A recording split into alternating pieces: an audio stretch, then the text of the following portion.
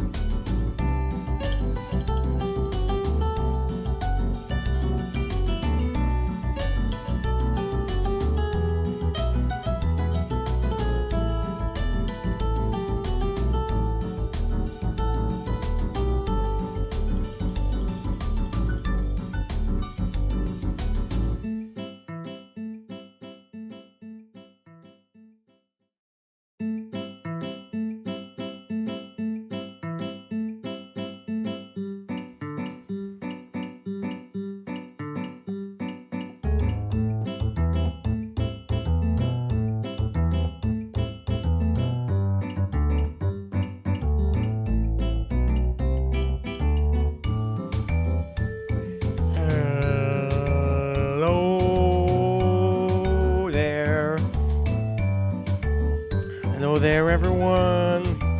How y'all doing? It's been a while. I can't even remember when it was the last time. I think it's been pretty much around a month. Last time I actually could have done something, but I didn't. Well, like, not last weekend, but 2 weekends ago I could have done something, but I just didn't. I think I didn't feel like it. It was that simple. I just didn't feel like it. Just didn't feel like streaming that time. I really think I should have.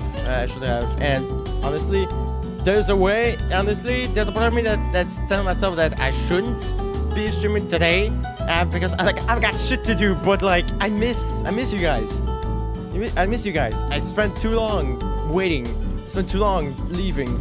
Like, you know, I miss being here. I miss this setup. I miss seeing, be prepared, all this. Even though most of it goes wrong, I still like being here. Even though there's like, most of the time, there's like maybe 2-3 people, or maybe like 5 tops. But I just like being here. It's a feeling that I don't get from mostly everything else I've been doing these past few weeks. Because I have to be honest, these past few weeks have been they've been tiring and depressing to me. Because I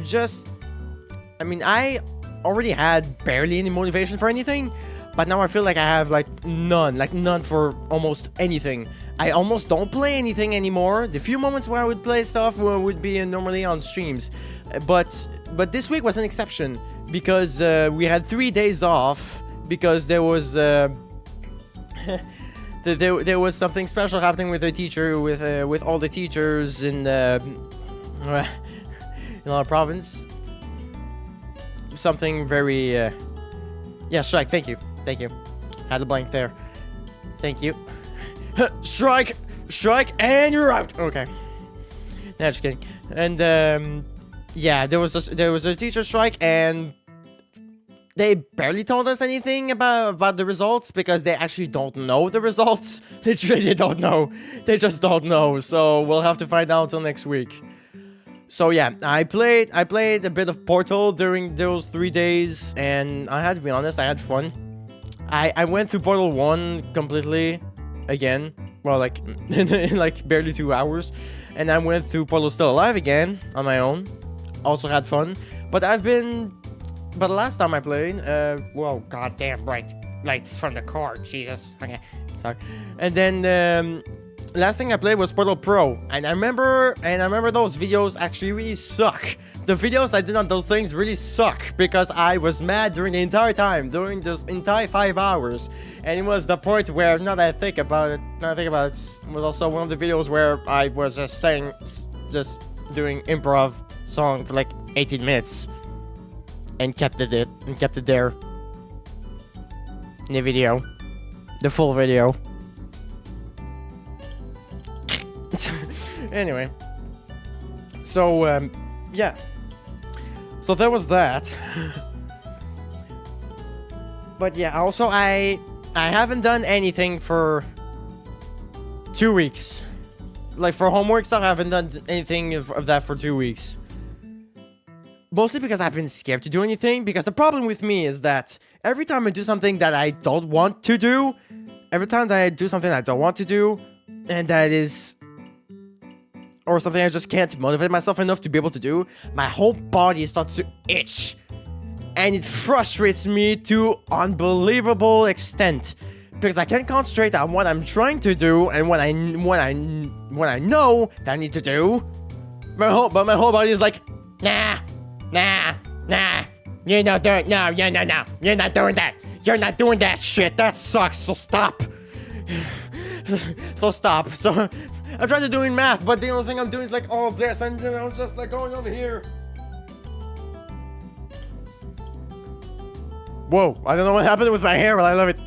What happened with my hair? Wow. Okay.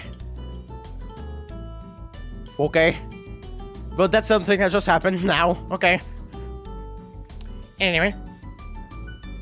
So it makes everything I'm trying to do, like math and well, yeah, mostly math, because mostly math is the biggest problem. Mostly, it takes way longer than it should, because of that. So because of that, I would end up losing a lot of sleep. So I was having a dilemma for a while. It was just, it's either I sleep the right amount of time, or at least the minimal amount of time that we need, or I miss a lot of sleep because I can't focus on the thing that I don't want to do, even though I know I should. It just doesn't work.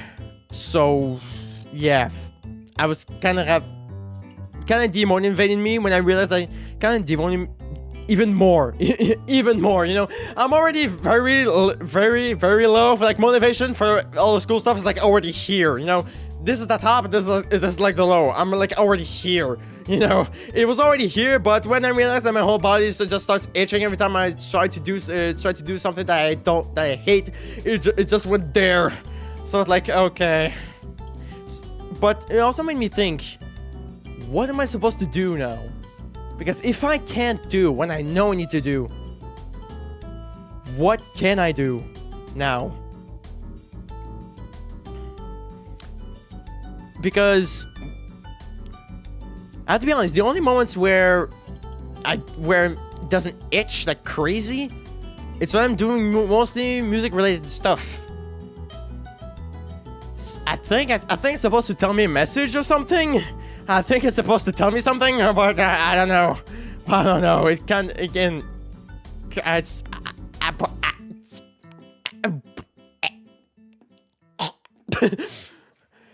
So yeah, so that's why that streaming and videos. Well, I mean, videos have already been gone for a long time. Unless it's with your class. Yeah, when it's during the class, the only thing I want to do is punch. But even when I'm in during the class, I mean, I don't itch myself like crazy when I'm in the class either. I don't itch myself like crazy. I start punching things when I'm in the class. In the class, I start punching things. Well, not really, but it only happened one time when I actually punched something, and the whole class went silent. Like the class was surprised. Like, really? You're surprised that I get pissed off? You're surprised I get pissed off?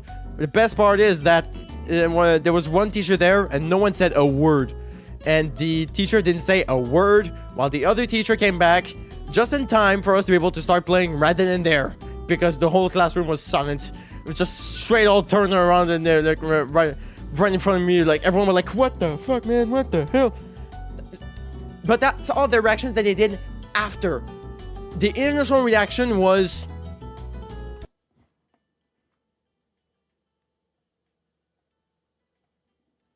what the fuck? Literally. And then poof, we start playing right then and there. That's how that works. That's how that should work. The problem is that the teachers can't do that. But the teachers can't do that. Well, some of them still do. I've seen a few teachers still do that. Some of them, but they're like very, very few, and they're not like full-time teachers. They're like more like extras. They're more like, I don't know.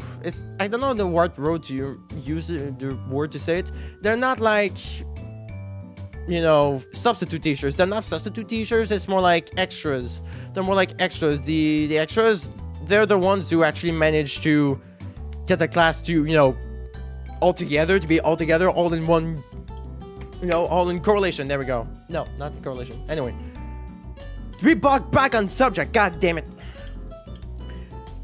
But the problem is that either they go overboard, either they go like way too much, like way too much, to the point where they ignore the rest of the school's rules,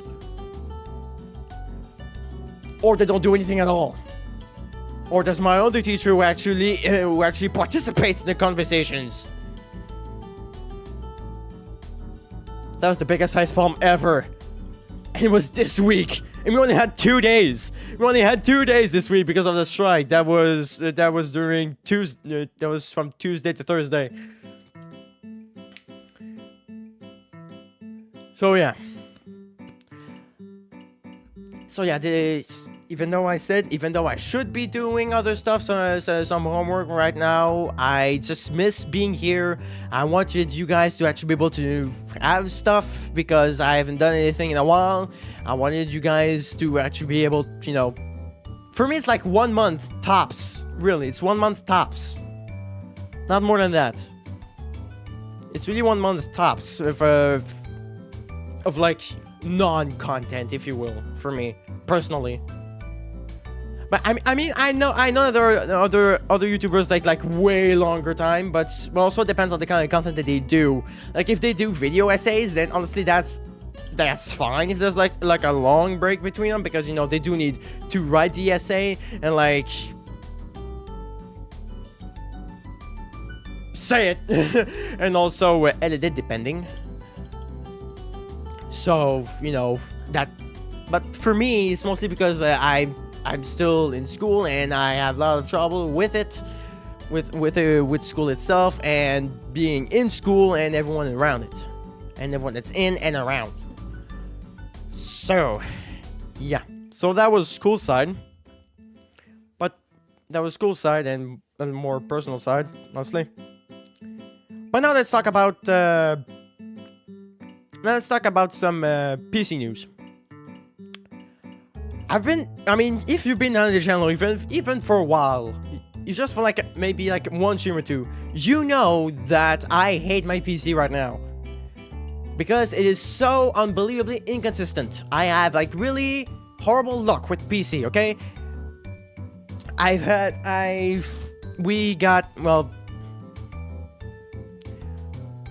We basically got fucked for like gaming stuff twice by the same guy at 2 different places, because yes, he left one place to just go but to start screwing other people in the other. And which this PC was supposed to be a new one, was supposed to be like completely unused. In fact, it was the demo one, and he didn't say it. That was like an important information to know, which means the CPU is like really inconsistent. Sometimes it can be really goddamn good, but sometimes it can be a bitch. It can really be a bitch sometimes. But now that won't be a problem anymore because I'm gonna have a new PC now. And it's supposed to arrive tomorrow, in fact. Well, it's not like the first pick again because it was mostly my dad who actually picked it himself. He he actually, I think he had like 3 picks total. He started with 1, then that one got sold out completely, and then there was another one was back order. But now we finally decided on the with the 3rd one to get it now before it was too late. Much like the other ones. So he got me that PC, and with the amount of money I gave him, there was a lot of, I think it was like something like 400, something like that left. So he got me a Stream Deck, and it arrived today.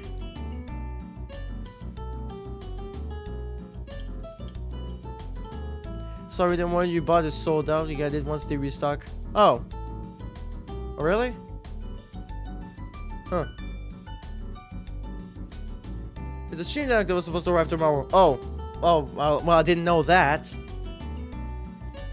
I didn't know that. I thought you said PC for tomorrow. Anyway. Well, anyway. Anyway, there's a PC coming. There's a PC coming. A new one, like a completely new one, like none use, full, like full on. We got it online. I don't remember anything that it has. I think it has like something like 32 gigabytes worth of RAM, something like that. I think which I think is double the one I currently have. Something like that. And I think the graphics card is a 4070? 4070, I think? Maybe? I'm not quite sure about that. I can't remember because I suck with details. Something like that. Which, I mean, again, of course, that's really damn good. It also comes with 2 gigabytes of RAM, which is actually kind of funny because I already have 2 gigabytes of RAM. I already have 2 gigabytes of RAM, like, right now. Through like 4 drivers, one of which is actually just 50 megabytes. I actually realize like right now I actually have like a shit ton of space left. I mean, it's oh, sorry. The two. Oh, there they are. It's the MSI gaming desktop, Aegis RS 13 in Intel Core i7 13th generation. Okay, NVIDIA GeForce RTX 4070 Windows 11, which I'll have to deal with. I'll have to deal with that. But honestly, of all things to deal, honestly, with literally all things that you can deal, Windows 11 is like the least of your problems.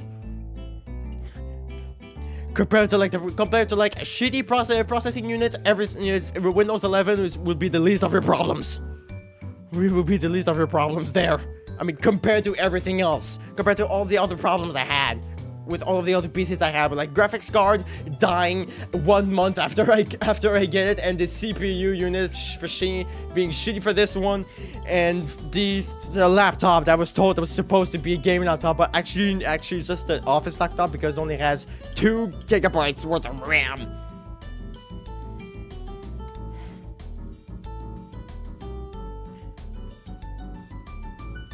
Yeah, true. Windows 11 has been out for a while now. Any problems with it should have been solved by now. True. Well, I hope at least. I hope. I goddamn hope. So, I'm gonna do something a bit different today. I wasn't originally intending to do this. I was intending to watch quite a few videos because I'm late. I have like 2 Malpaint videos to watch and 2 Walton Files one. So what I decided like to add this right at the end, right before I started streaming, I want to actually open this thing right now and maybe try to set it up now because, you know, I don't know why, like I just wanted to see, I just wanted you guys to see my reaction to it because most of the time when I react to like when I have like new stuff, new technology and stuff like that, I always am giggly like a bitch, especially when it works properly. You'll also get Alan Wake 2 with the PC. Ooh, really? Ooh. I heard that the original Alan Wake was a very, very, very good one.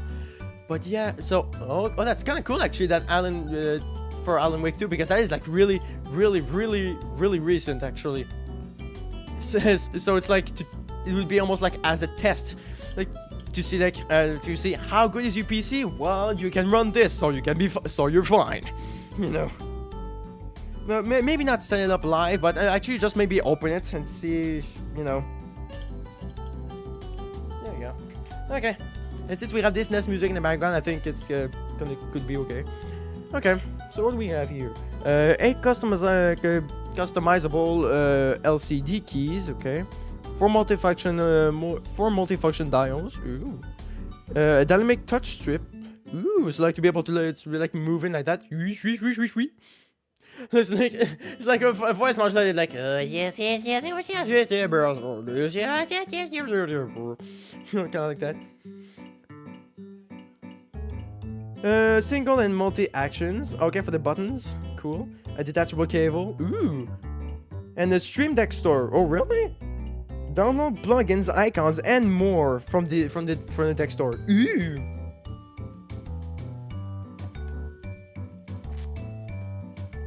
Cool. Unboxing. Yep. Oh my god. I'm an unboxing YouTuber. I'm gonna have like 1 million subscribers like tomorrow.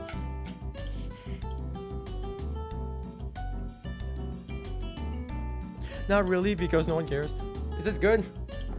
Is this good to look at? I'm like lowering this box right now. Is this good? Just see me like going like this. This is good.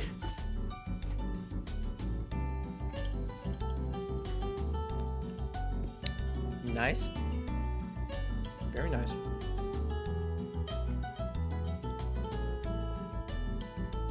Yeah.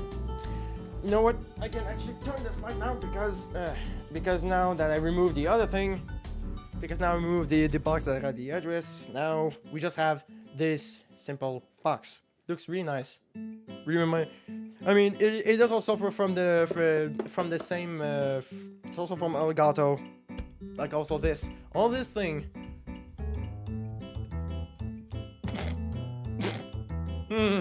Also this looks sus.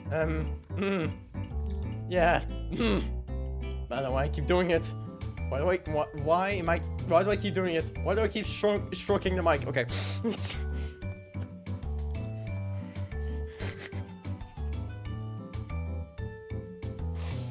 Okay.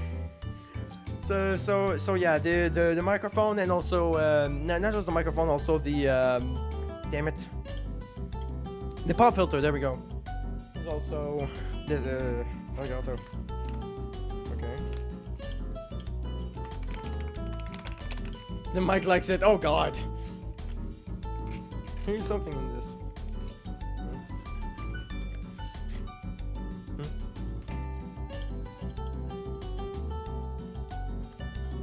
Oh yeah, the warnings here and stuff like that. Always this. Always these and this. Ooh, a quick start guide. Ooh! How nice.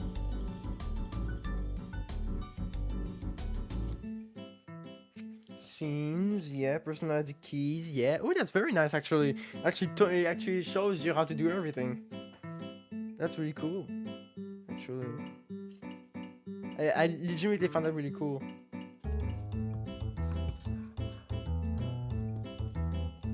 Integrate social media.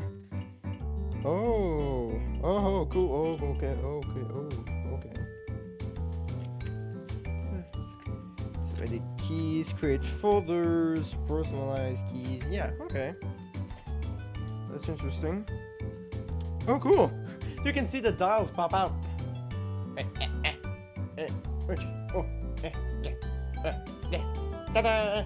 Oh, that's actually kind of a cool view. You can see the dials pop out of the thing, the packaging.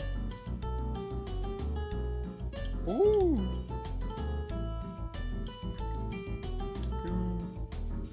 Ah. Ooh, this thing's hefty. Ooh, it's hefty. Oh, there's the cable.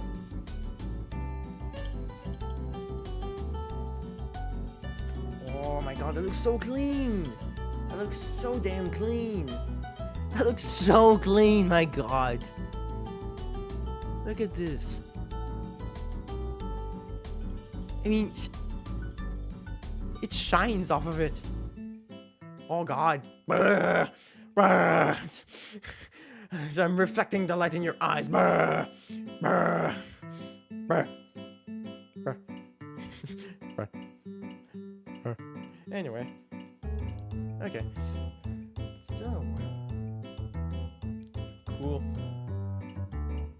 I mean, maybe I could actually manage to set it up live, maybe? I don't know. Who knows?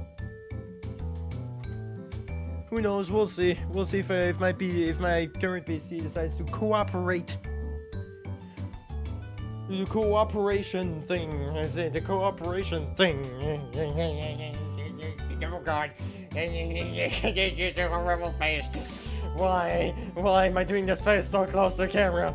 Okay.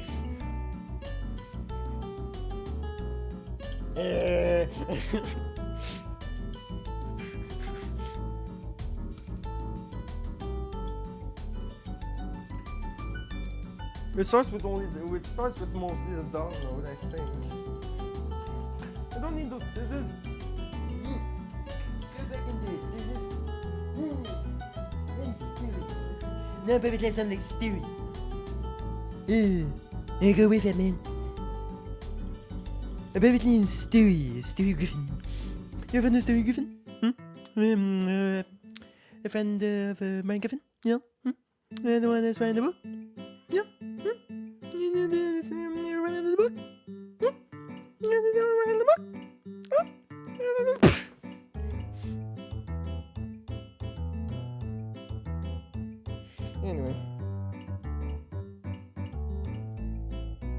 Anyway, that just happened.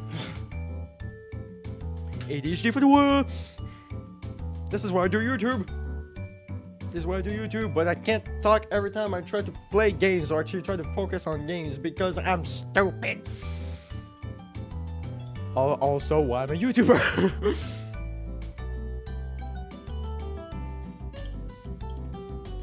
No one's here stream. Why? No one wants that. I think. I hope. I was about to punch you.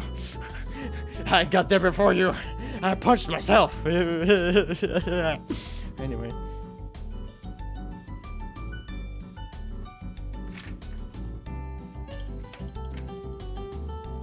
Let's start by plugging this thing.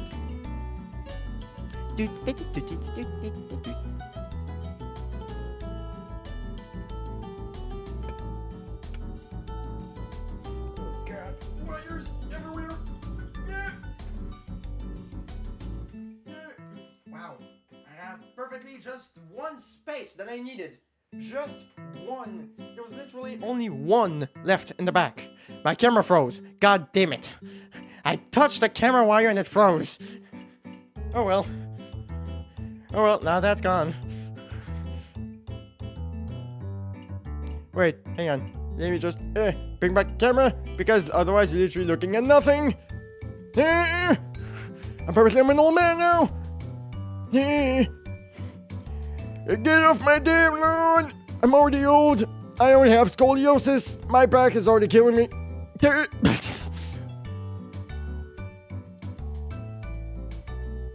Hang on, let me just activate my camera again. There we go. Now I'm back. Hello. Wait, hang on. Never check? No.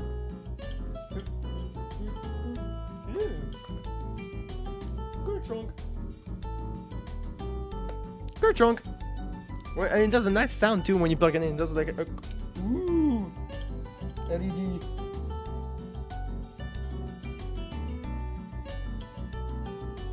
Ooh, kind of lights up, kind of, like slightly lights up, but cool, but cool anyway, cool,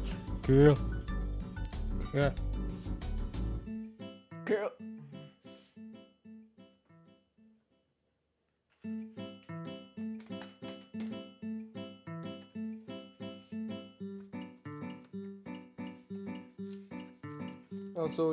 Also, there's still like the warnings at the end of it. Wait, no, it's the instructions. The instructions in another language at the end of it, which is kind of nice. Oh yeah, that's right. Thank God I saved the website. That's why I knew one day I would end up coming back to them. Because I'm smart and because I am smart. Don't quote me on that though. But because I am smart. Okay. Whoa, actually a lot of stuff from Stream Deck for Stream Deck stuff. Stream Deck Mini, the Stream Deck X Large. Holy crap, that's a lot of panels. The Stream Deck Plus, which I think is the one I have. Yep, it's the one I have. And the Stream Deck Mark II. The camera froze again, god damn it!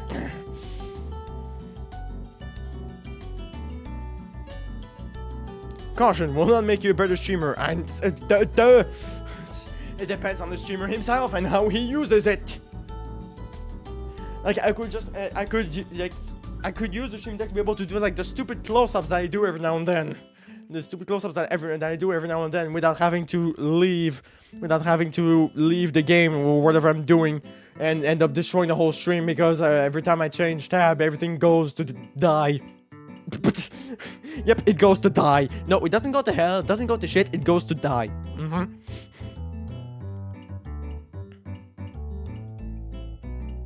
Shut up.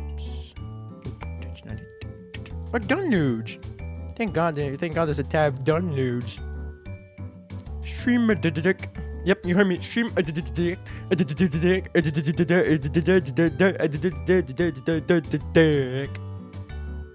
Sounds more like I'm saying dick than deck. A deck dick.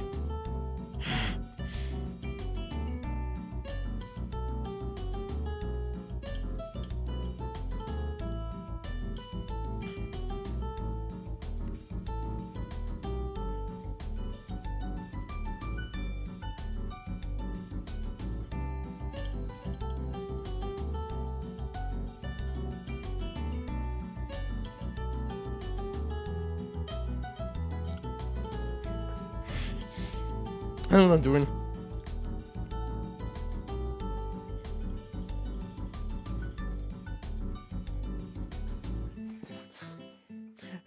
Just falls down there.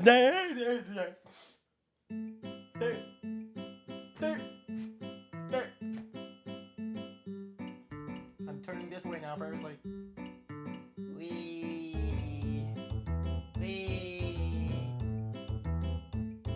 Hey there. Wait, hang on, let me turn it a bit more so you can see my face. There we go. Hi. Hi, how are ya?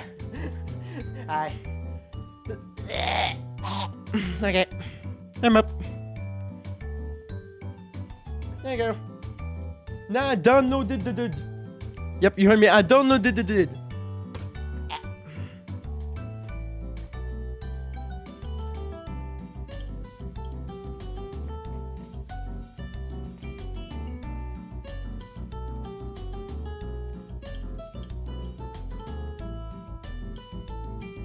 Yeah, okay.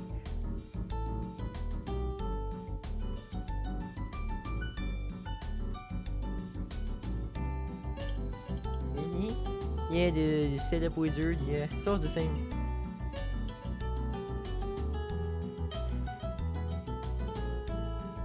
Nah, it's fine. It's fine. It's fine. As long as it doesn't meet my nose. Never mind.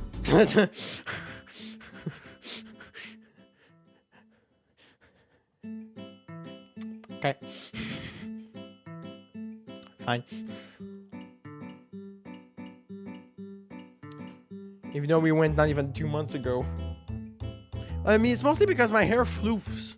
My hair floofs now. I mean, like this, like that, like this. It's not that bad. Like, I could just like put on like anything. I would just put on like a cap, and then it would just like be perfectly like that. Just floof there.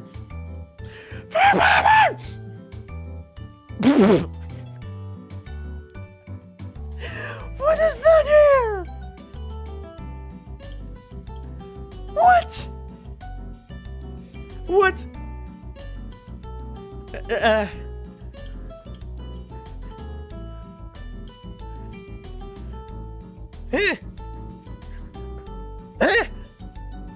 It floofs more.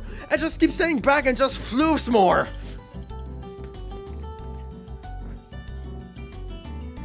Fine. Hang on. Yeah. Anna. Yeah. Slightly better, I guess. It looks less stupid.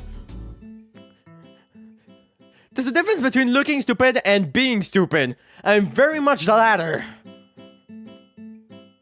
But I try to not be the former.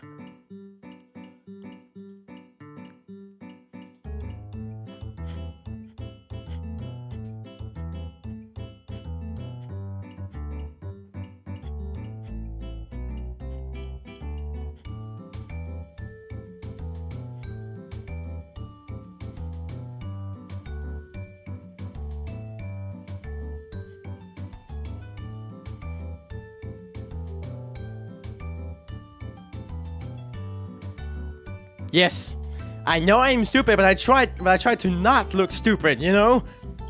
As I try to not look stupid, also me, be like...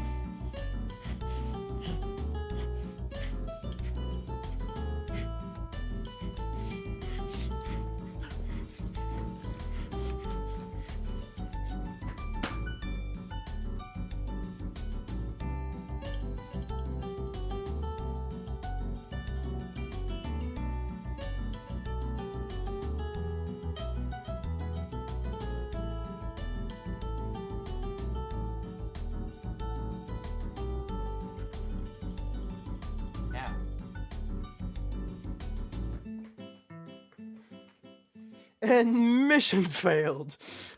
And fission mailed. For me, it's more like fission mailed. I felt so bad that even failing the mission couldn't be said properly. So it just says fission mailed instead. Ah, there we go. Stream Deck is already installed. Yay! And my back! My back! Ooh. Ooh.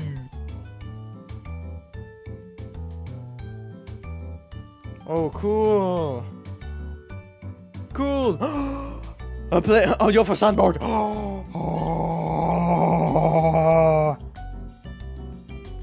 There's an option. There's a straight up option. Navigation, create photos, switch profile, previous page, next page, go to page, page indicator. Option, soundboard, play audio and stop audio. For Stream Deck, I can add a timer, brightness, and adjust this in like a sleep mode. Okay. A Streamlabs desktop. Ooh. I mean, it is music for a hotel, but I mean, honestly, this can fit anything. If I'm being honest, this can fit a lot of things. Streamlabs desktop? Scene, mixer, audio, record, stream, and source. Ooh. Oh, it's up for the system. Website, a hotkey switch. Toggle between two key commands. Ooh. A hotkey. Open, close, text, and multimedia. Control your media playback. Oh, cool. Dials. Dials to read to the dial stack. Combine multiple dials into a stack? Yo! System hotkey and multimedia just for the dials. Oh, oh, oh, oh, oh, oh, oh, oh, oh.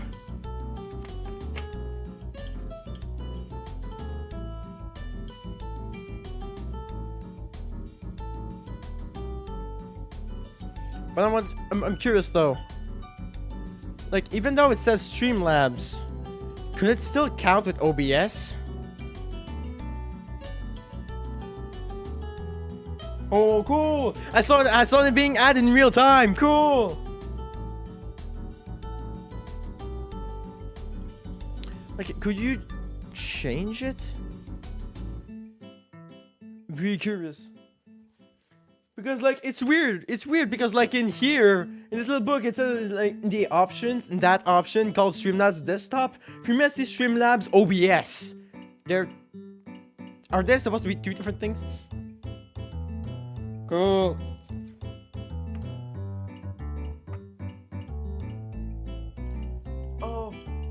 great. I was really wow, it's so cool. I did like in real time. I just like right there, proof.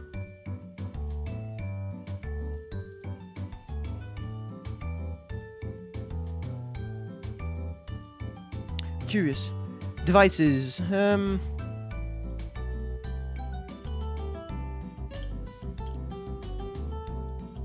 Yes, you indeed have a happy camper.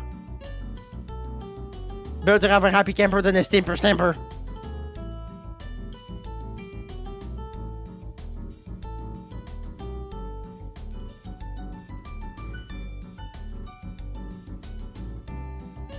Or maybe a source? Maybe? Let's try. Let's see source. Let's see what that does.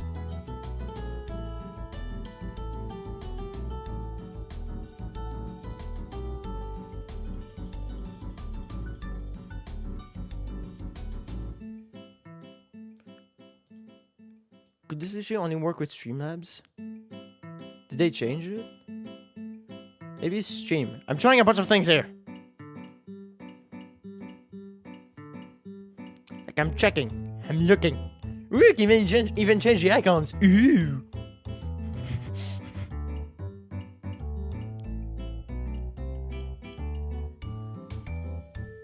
I mean, I'm not alt-tabbing here. I'm not alt-tabbing. It's all the same thing. It's all the same thing. Follow me? Okay. Huh.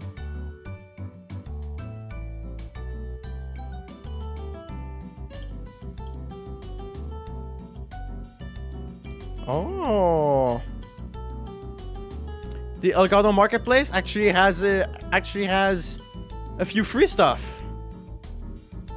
Like an audio voice mod.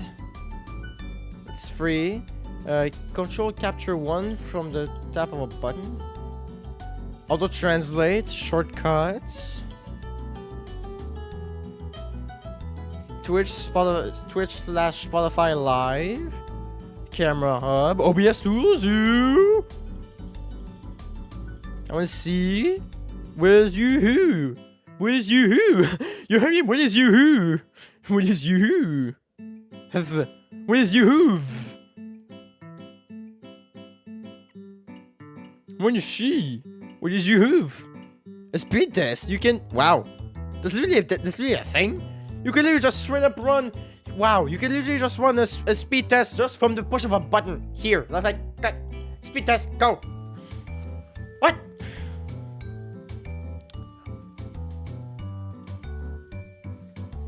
I know like I'm freaking out. It's the kind of thing that's been out for a while, Stream Decks, but like for me this is all new, you know?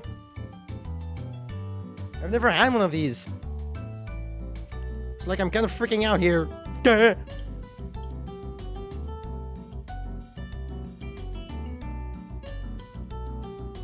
So cool. So cool. Okay, so the OBS tools, advanced OBS commands and tools to use on your Elgato Stream Decks. Features include instant replay on stream, dropped frames alarm, modifying browser and video sources, modifying transitions and filters, quick scenes toggle, OBS CPU usage, source volume modifications.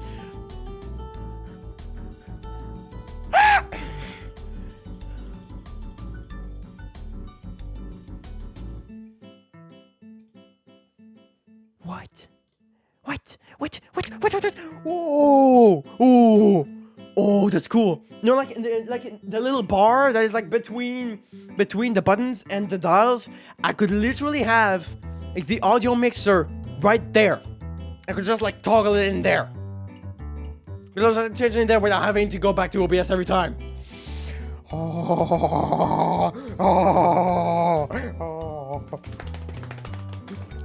Yes.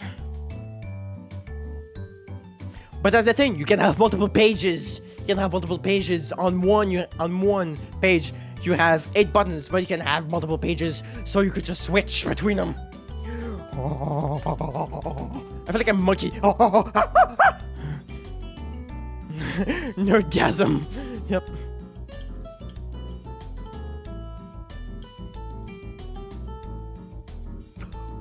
Oh shit! Okay, total OBS Tools has like tons of options that you can move between. Browser source, CPU usage, dropped frames, filter toggle, focus window capture, hotkey trigger, image settings, input monitor set, input mute toggle, input volume adjust, input volume set, instant replay, next scene, previous scene, and remote recording start /stop /pause. Holy shit. I need this. Gimme. And this is free, by the way. Oh, but I need to log in. I need to log in, though. Not sponsored by Goldo. No, but I mean, who would want me? Who would want a dumbass like me to sponsor them? I'm stupid. And like I'm stupid from Stupid Town. Stupid! I need to log in though to be able to check out. Hang on. Oh.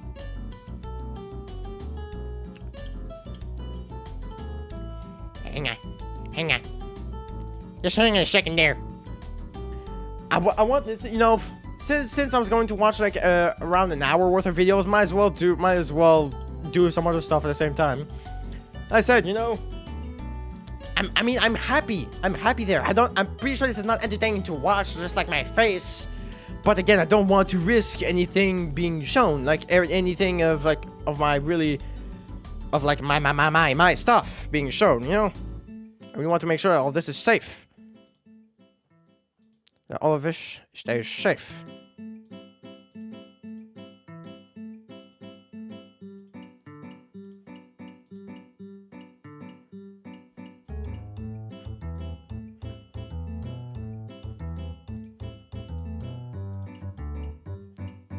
I really like, I haven't said that about the song, but I really love the sound of the bass.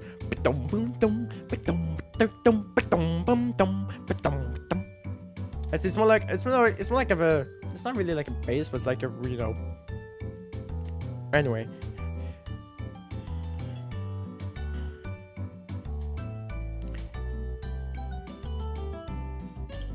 Do this real fast. This is still not sponsored by Elgato. If you have... like, I'm already here. And I'm losing my mind, so...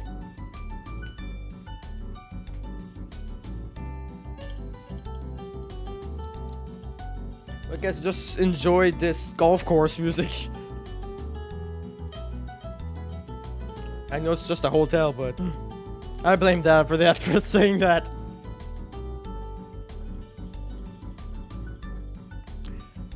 You know, that makes me think as well. That, at one point, I should actually play, you know, like one of those golf games with you guys, with Dave and Lindemann. Actually, I should play one of those one day. Oh, that's the difference between the Stream Deck Plus and the basic Stream Deck.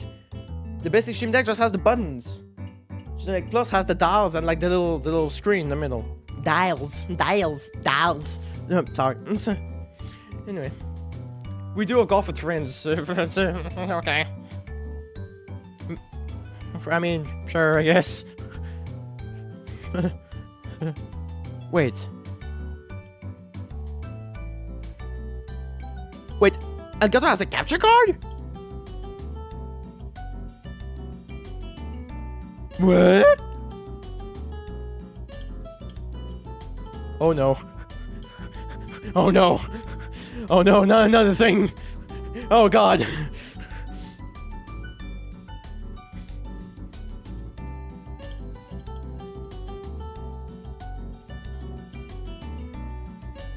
You'll have to use the weird balls.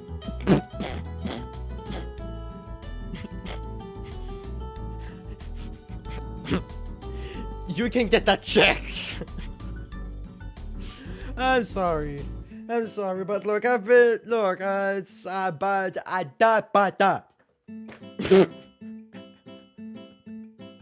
okay.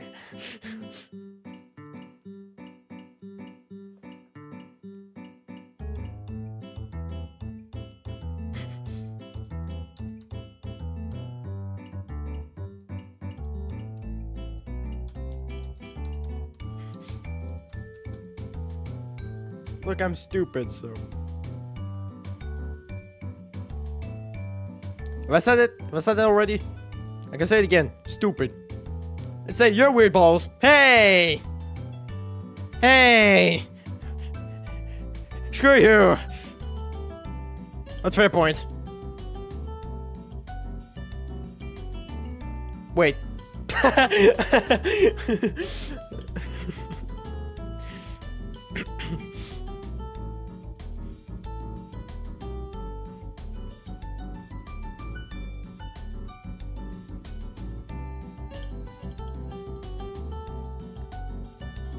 I'm almost done. Almost done creating an account for this thing. And I'll be able to get the OBS thing and then set that up. And then we'll be able to test it a bit. See if that works. Properly. Maybe see if it does what I think it does. What I think it does.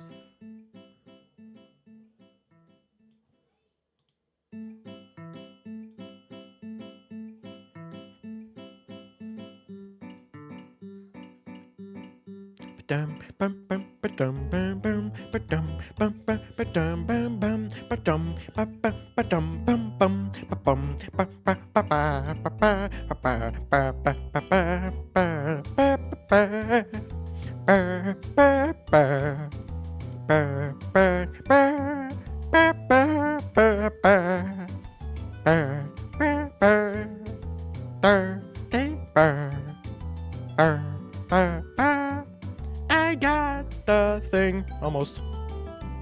Almost done. Hang on. Hang on. Almost there. Almost there. Gonna make it. One day, you'll see it. It'll be cool. Yeah. I come together like this. Frames are looking surprisingly okay. Surprisingly. I don't know how this is still fine. Really have like no idea how this is still fine.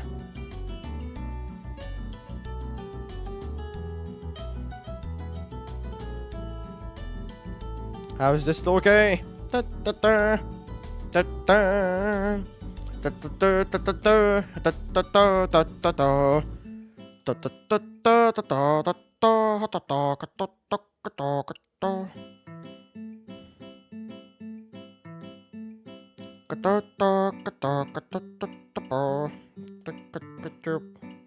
you send it again? Huh? What's that? Oh! It's just a beard! Yippee!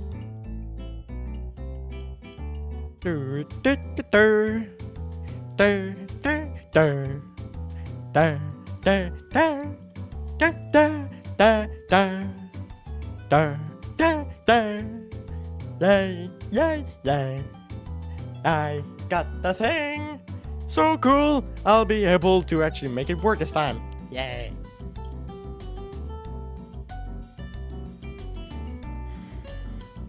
Now, I'm just curious though. Is there like a specific setup for those things? For, like the ones that you install, maybe? I mean, it would make sense. Would make sense. Would make sense as well. But it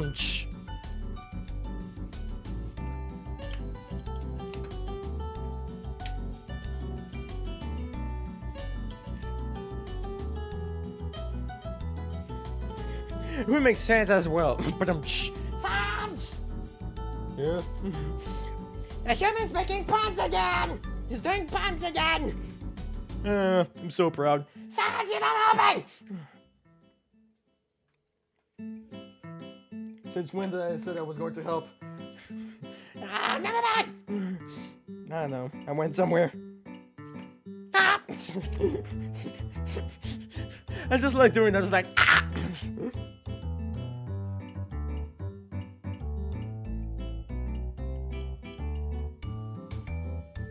Creative genius. Get tapping and unleash your creative genius. No, it's more like genius.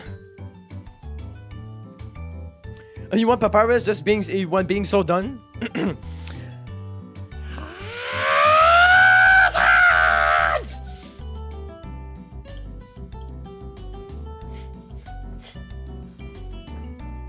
Almost smashed my face.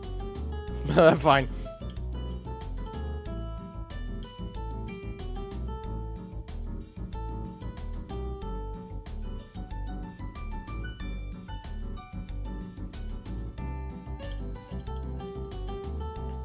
If I close it, now it's going to be bad.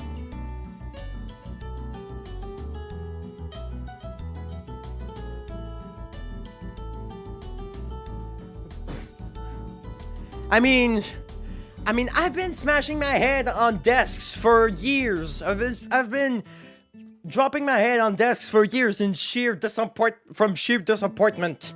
Not boredom, from sheer disappointment. No, of like people in the class and those in front of the class. Just me being done. It's not me screaming me being done.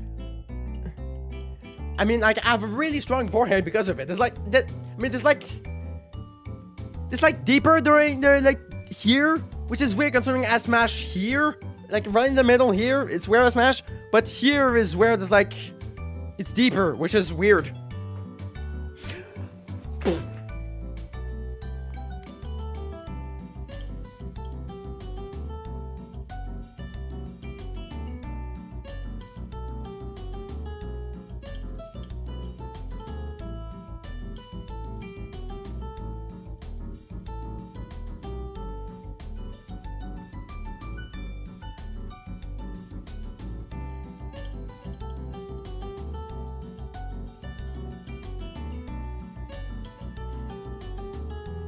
Hang on.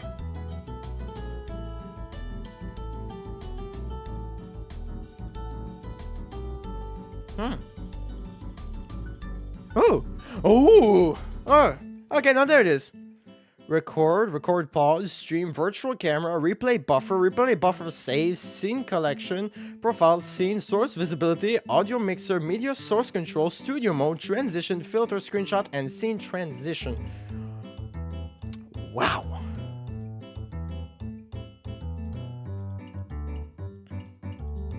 Hang on, I need to, let me, yes.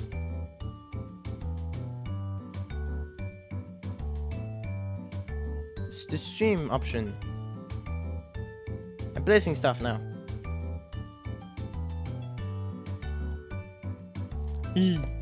So exciting.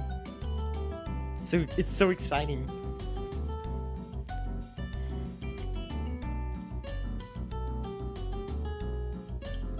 Oh, then for the dials, there's the audio mixer volume.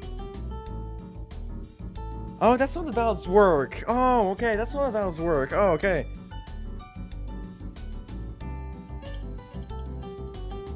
Ah. Ah. Ah. Cool. Curious.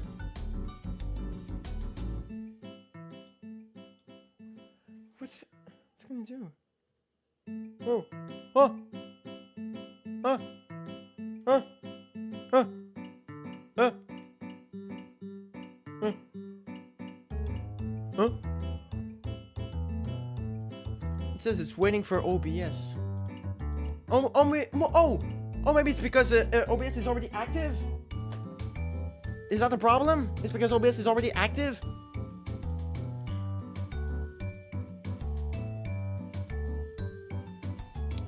Wait, hang on. I wanna scene collection. I wanna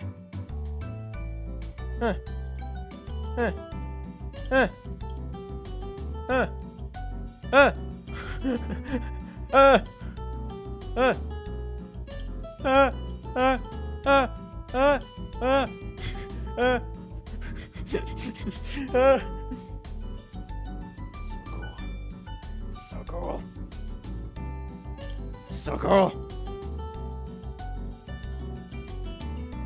Hang on. Let me try a little something. This might blow everything up.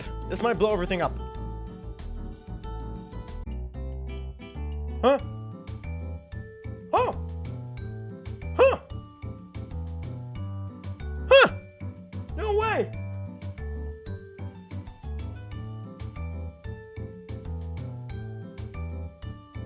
It's doing something. Like the stream button is doing something. It's doing something. Oh! Oh! Huh.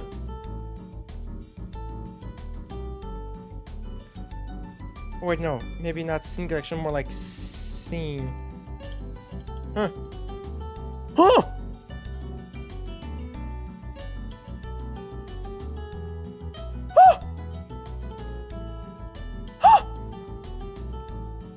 Okay, I just set it up for like to show a scene of the end, like at the end stream. Let's see if it's gonna work.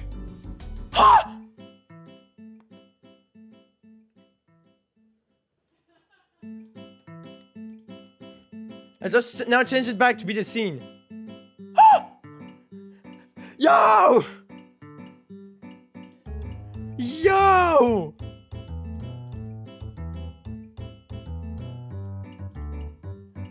Yo! Because it's so smooth. That's why I'm losing my mind. It's so smooth. Couldn't work for the end? Okay. Yo! Yo! Yo! Okay, the audio mixer thing is still not working. It's still not quite working. Wait. Oh, it's because I didn't choose it yet. Okay, let's try desktop audio.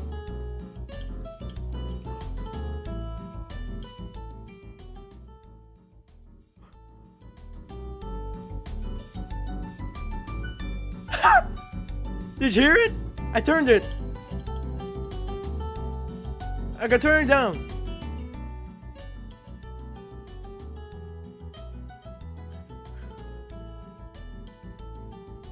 Okay, I turned it down. It's not to minus 31.2 decibels right now. I'm gonna raise it just a bit. There we go. I raise it.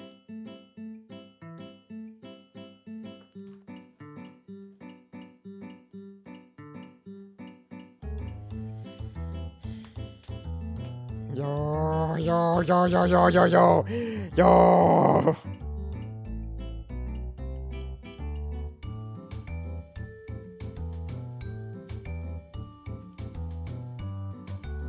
Transition. Oh yes, I need one for transition, please. This actually only works while OBS is in studio mode. Studio mode? What's studio mode?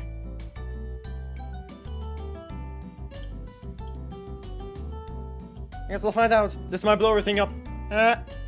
Oh! Oh! Oh! Oh! Okay, it just changed stuff for me. It just changed stuff for me. Everything is still streaming. It's still streaming right now. It just changed stuff for me.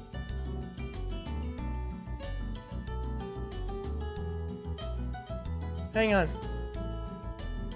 Hang on.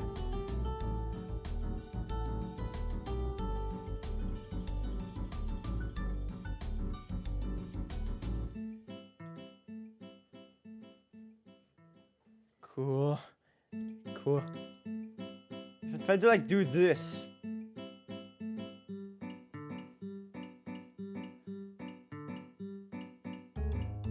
I wanted. Oh! Ah!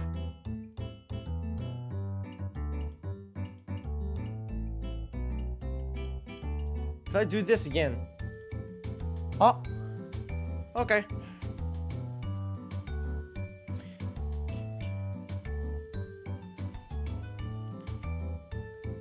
Oh.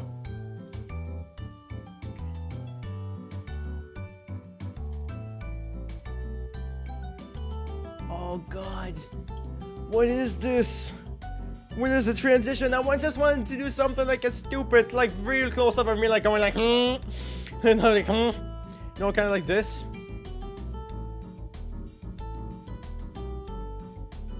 Hang on. I kind of like this. I can be really close up just to my, that's like this.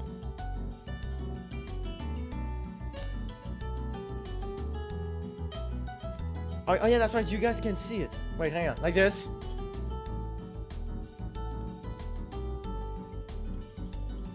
Like, Or maybe more like this. No, I just said something stupid. Well, actually, it's just me streaming, actually. And then I realized how weird it sounded, and then I just go like...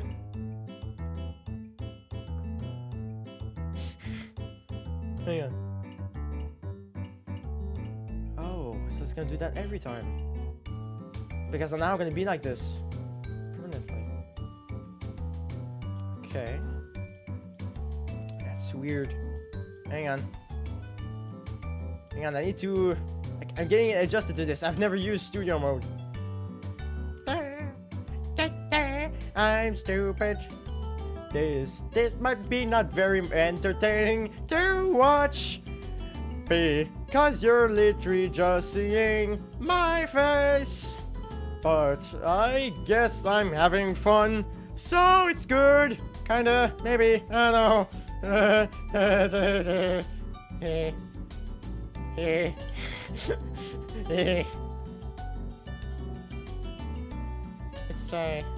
Let's try.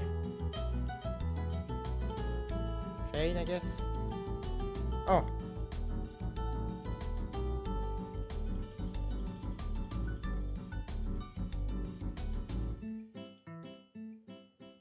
Huh. Man. Maybe not a transition one, maybe. Maybe not that one. Or maybe... Okay, right now, mostly the source visibility. That's something that's very... very important. Like... video capture device. No, game capture. Maybe window capture too? Hang on.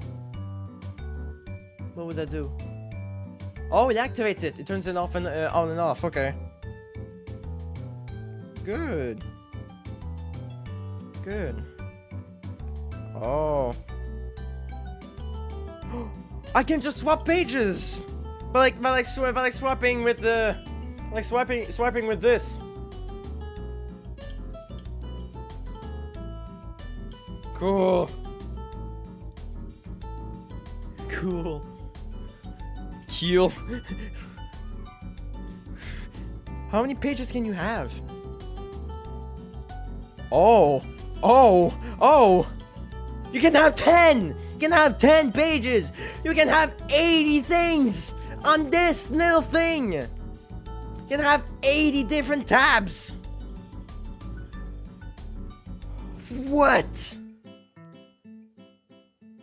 I'm losing my shit, y'all.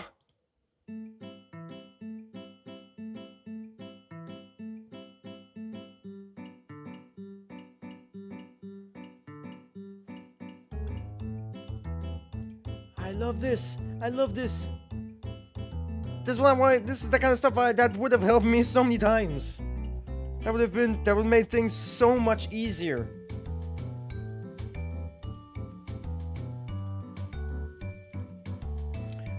I will like name all these things as well, so to make it easier for me. Because duh. So cool. So cool. Just cool. Cool. That's not that yet.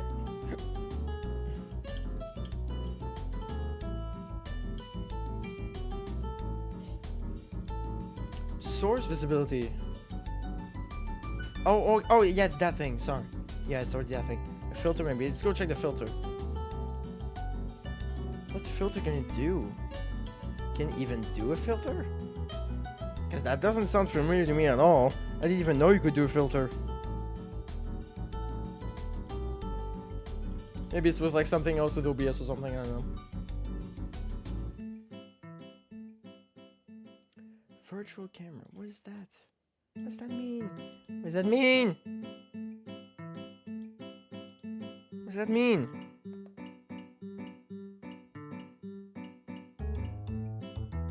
Apparently I started a virtual camera right now. I don't know what that means. Huh. See, stream you watch a lot does all the changes in sounds and music cues stuff. Yeah, true.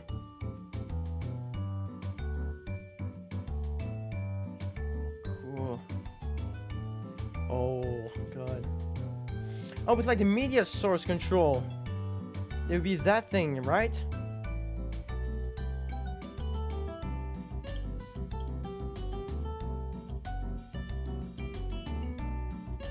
Something like that. I want to try it with like just the media player, just with the base media player, just to see, as a test. You know, it's kind of like testing. Like we're testing here. We here at Aperture do a lot of testing. That's what we do. That's our brand.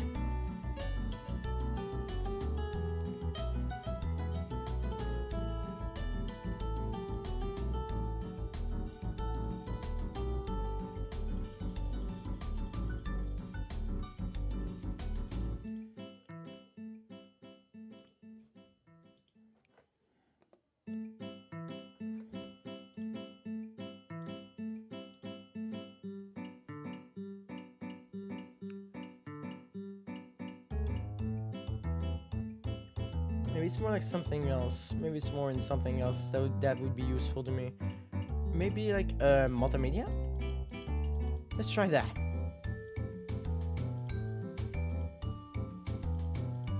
Let's try. Oh! It is the multimedia, yo!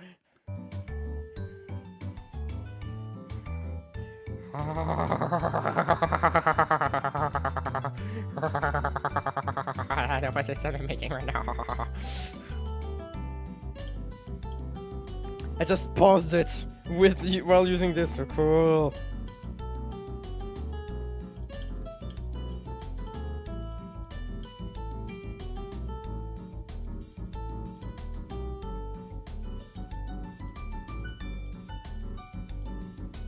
You know the one. Yeah.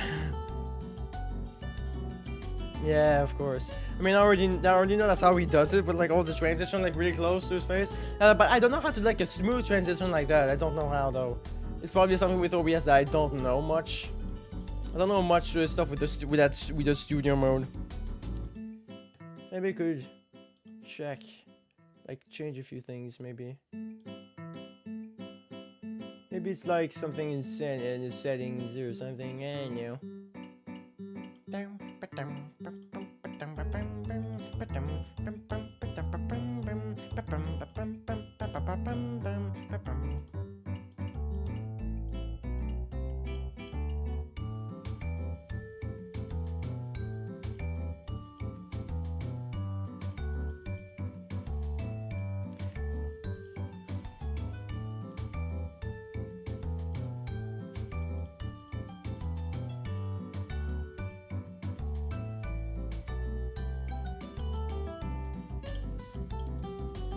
Out. Let go.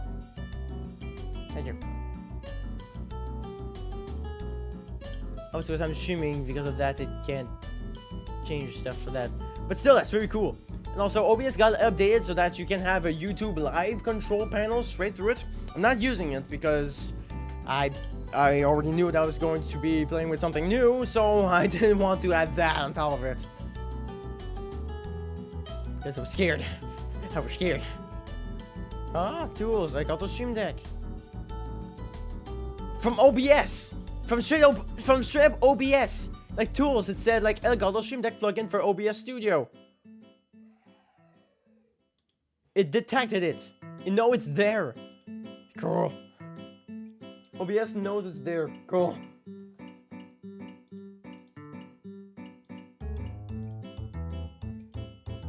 For multimedia, is there like anything else you can do? Next track.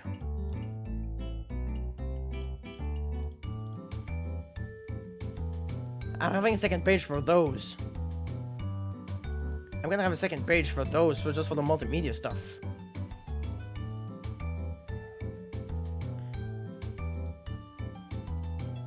Next. Let's try the next. Wait. Oh, that's right. It's because it was looping. Sorry. Sorry, I made it loop. That's what I forgot. Curious. Can you also change that? The stop, maybe?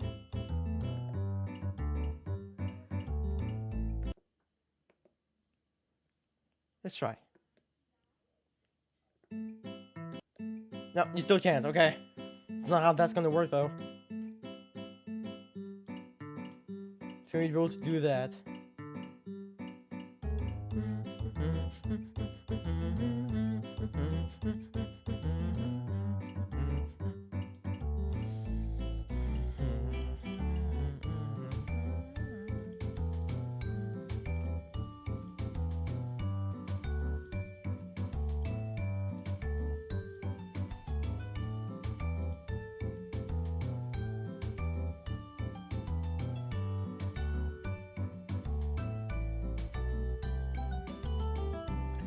Cool, seriously.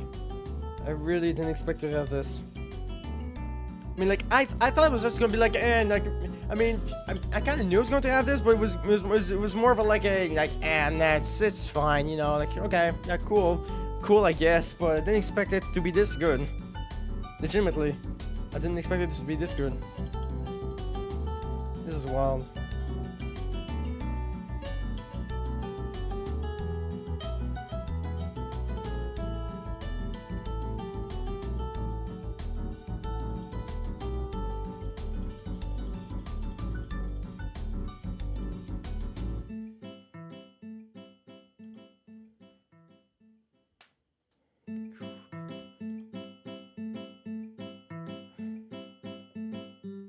Okay. Oh! Okay, now I just got it. Like, the transition one lights up as soon as you do, like, as soon as you change it to the, studio mode. Like, when you change to the studio mode, the transition lights up. But when you turn off the studio mode, poof, the transition is gone. I mean, it's not gone, it just changes color. It's cool! Oh god, so cool.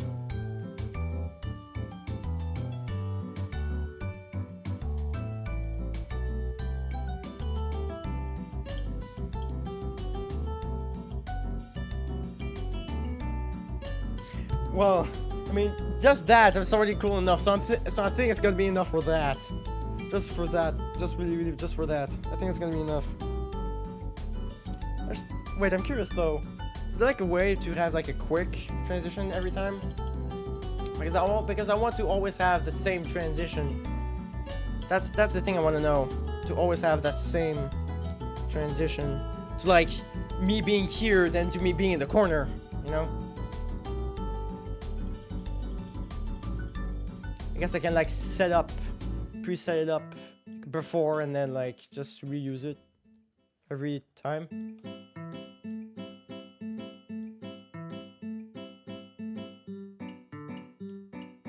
Something like that, I don't know. I don't know, I guess we'll figure it out over time. But for right now, that's gonna be enough for that, honestly. Wait, there's just one curious though. If I turn off the Stream Deck app, this one's still running. Okay. Just wanted to confirm. Just wanted to confirm if that would still be running.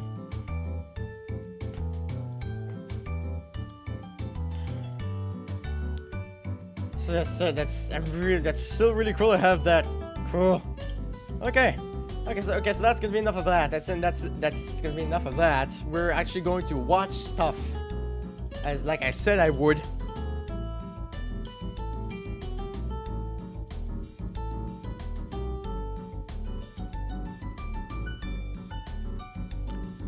So I'm just gonna be switching over channel wise here.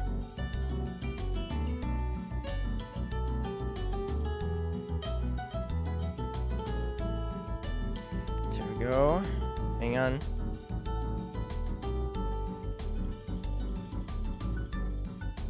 Yeah. Just like that, literally.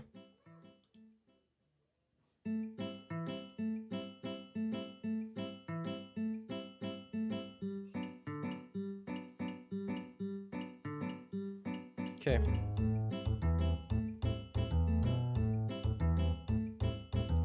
Actually, wait. Hang on. There's like one last thing I could add with the Stream Deck thing. Could add for it to be like a source visibility. That being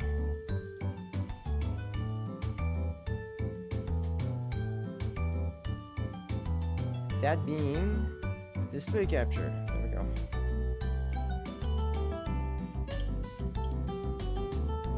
Okay, cool.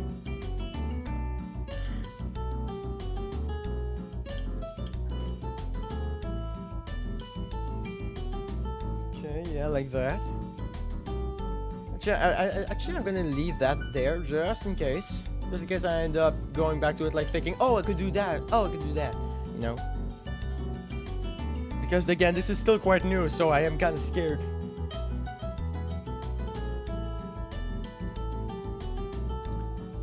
Okay, so so now, just for now, let's pause that. Let me start up. Shush! Just start, bruh. Just start one of the videos that I wanted to watch. Okay, like that. Now. Okay. Transition. And display capture. Bam! Also transition.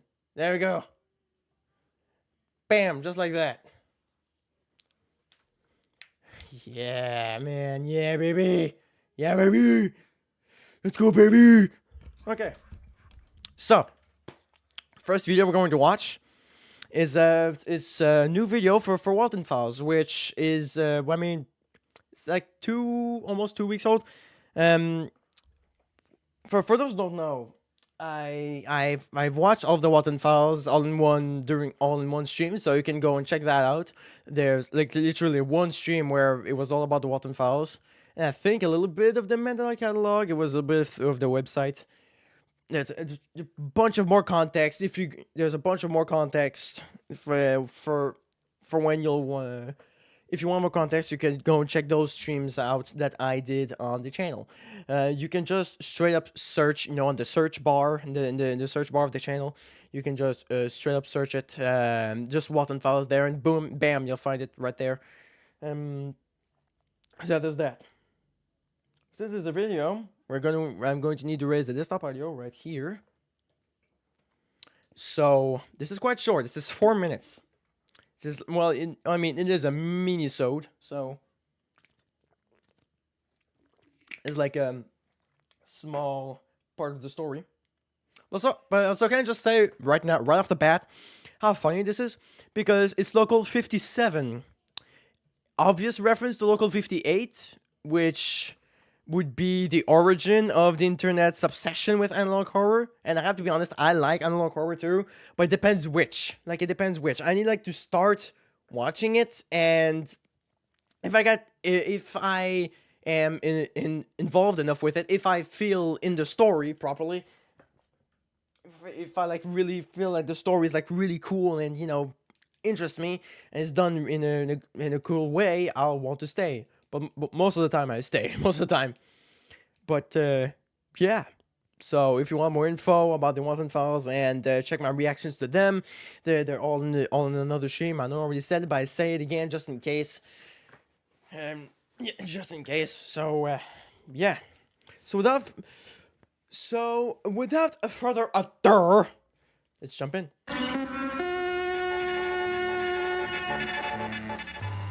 Scary images. Thank you, Mervin. This is Christine Marshall reporting to Eyewitness at 9. Now, what you're looking at originated as a small, run-down mom-and-pop business. If you're among the small-brain community, you may have heard of Vaughn's Burgers, a well-known entertainment center that in fact hosted birthday parties and events in this very building.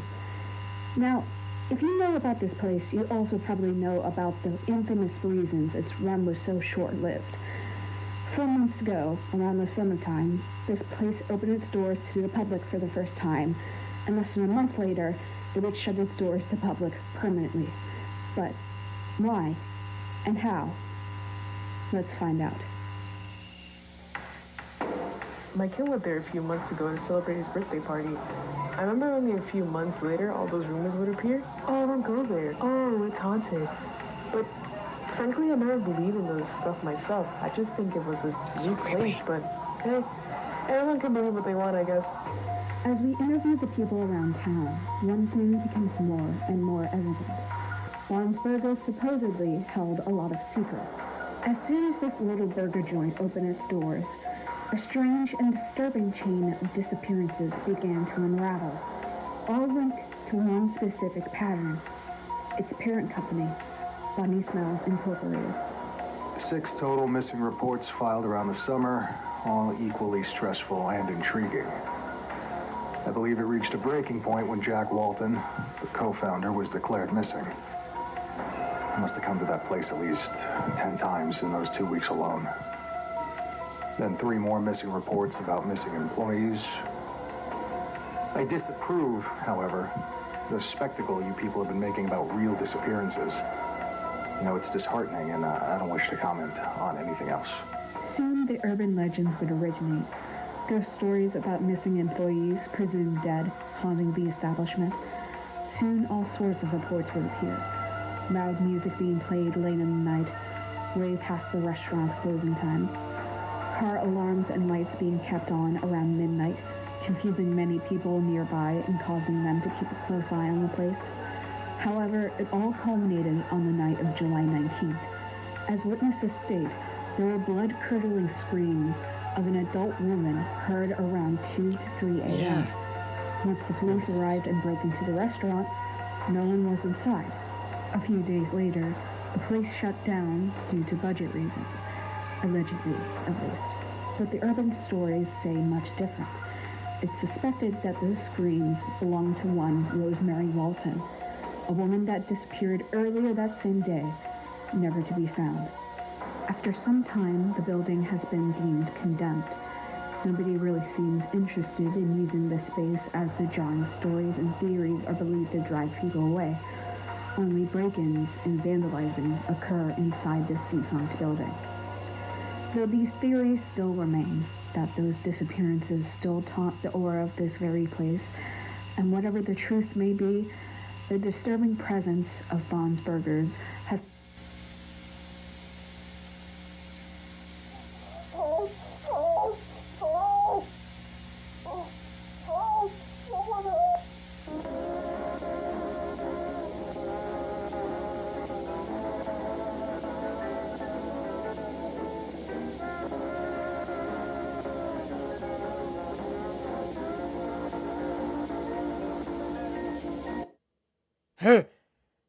Hi. I'm still here.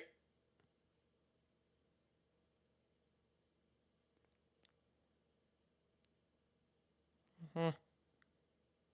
Huh.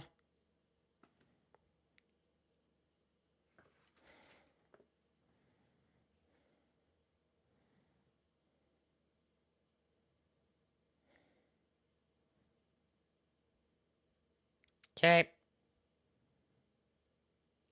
Okay. Okay.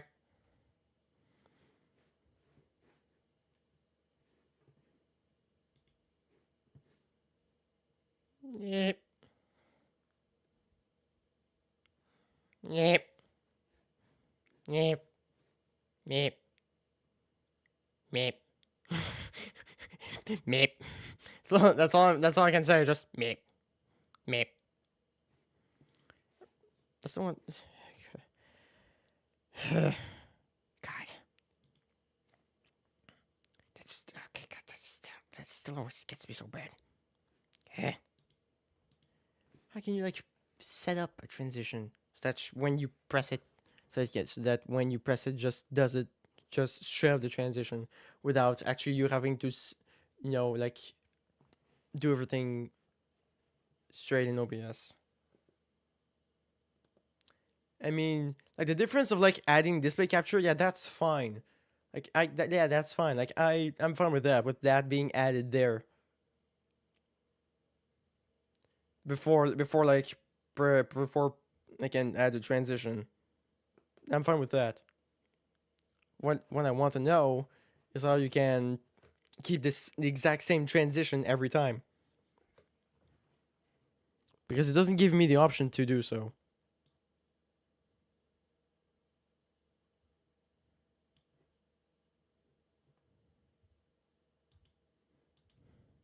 Not necessarily scene transition. Not necessarily. I mean, I could check. Nah. That's not it. Nah. Okay, so apparently I would need to set it up on OBS every time I would want to transition between everything. Okay. Well, again, maybe there's something I'm not figuring out.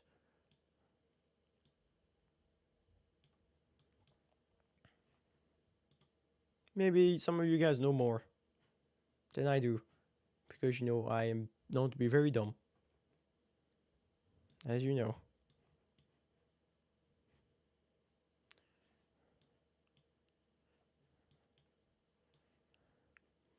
Always, I would want to. And if I just set this up like this.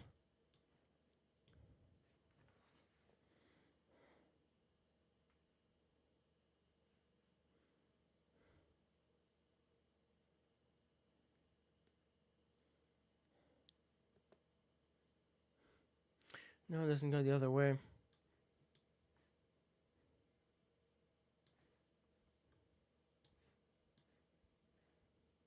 I can do this though. Wait. Dials. No. And like I was curious if you could like drag it down, because I can like do this on OBS side to just like whoop whoop whoop whoop whoop.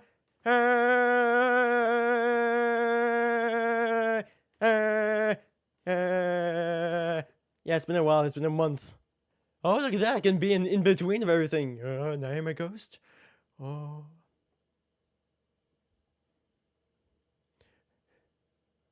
Wait. Wait. Wait. Oh my god, I could actually do one of the things I've always wanted to do. Just like in between moments of like I've seen this kind of stuff in many YouTube videos, where it would be like added in as in, you know, as being edited, but now literally in between if it's transition right now. I like this one. Cool. That's cool. Sorry. Just kind of having fun here.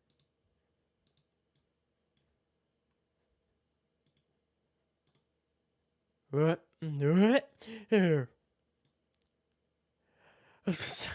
Let's fade into black very slowly. Oh no, look, oh my god, look at this, is so very cool looking, but oh no, I'm disappearing now.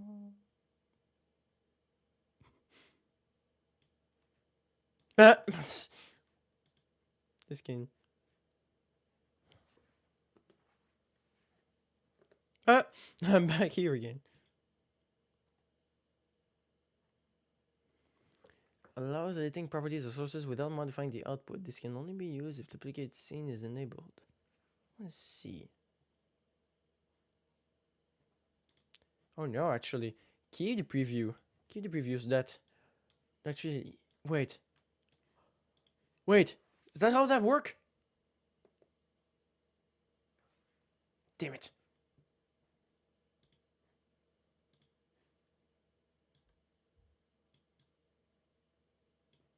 Yeah, swap between the two. Not have both be the exact same thing. It's like it would be like this. It's not swapping though. This will not undo. Wait. Swap the preview and output scenes after transitioning if the output's original scene still exists. This will not undo any changes that may have been made to the output's original scene. Wait, I'm curious though. Because this, since the transition on, wait, no, never mind. This is complicated for me. Because I guess I can't have it stay the same. You have to always have the same transition be there. I need to change it for one, so that the other one can change as well, but they end up both being the same.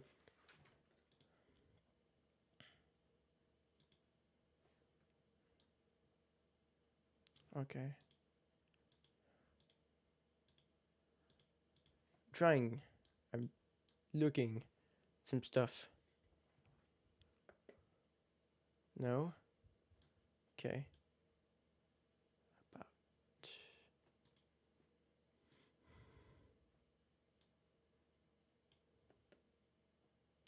It's not supposed to swap them out, but it's not doing that.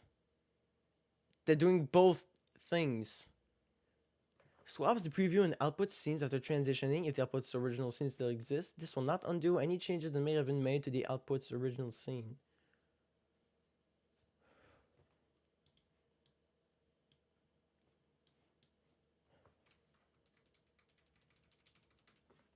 Damn it.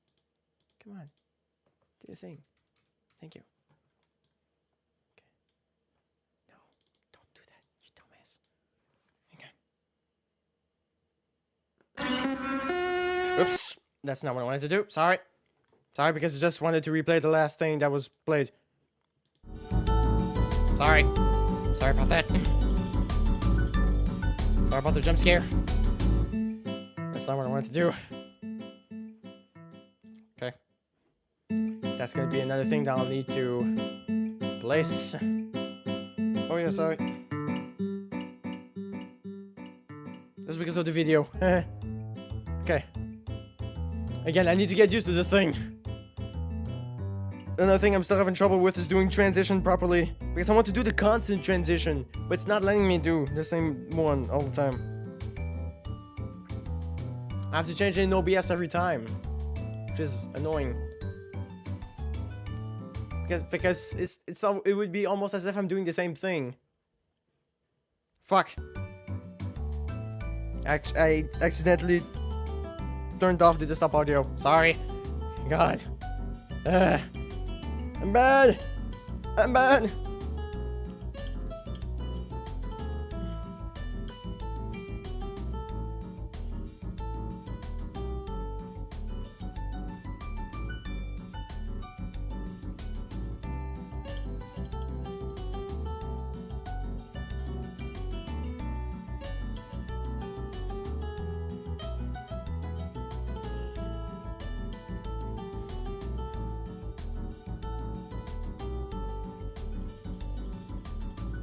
I mean, it takes longer, but at least, I don't know, looks better?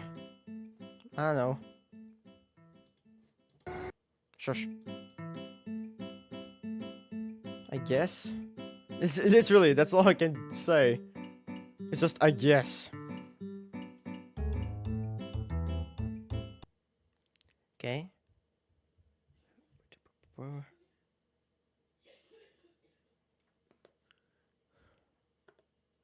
Okay. Now we have another video for Walton Files stuff, but it's more of a plush video. But it's kind of a longer, but it's actually longer than the main story one. Which is kind of weird, but okay. Anyway, this one's called The Poltergeist, and yes, as you said earlier, Linuma, yes, it is literally like FNAF. I think the creator actually confirmed it himself. It was largely inspired by FNAF, but he wanted to kind of tell his stories in his own way. Not that I didn't want to go in chat. I wanted to go in video. This video is not canon to the Walton Files, thanks to Makeshift. It's the same company for the Walton Files, Mandela Catalog, sorry, stuff. Couldn't come up with a good pun for The Exorcist. Sorry. She's been acting supernatural. She even started doing multiplication. Oh my! It's worse than I thought. We have to stop her before she learns how to read. What are we supposed to do? Don't worry. I have just the thing. Oh, I'm guessing you have all sorts of magical voodoo stuff in that bag, don't you?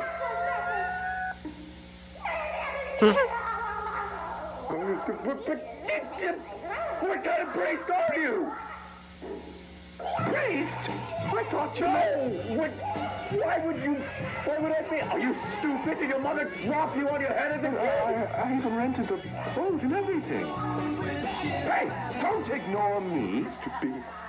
Backwards message!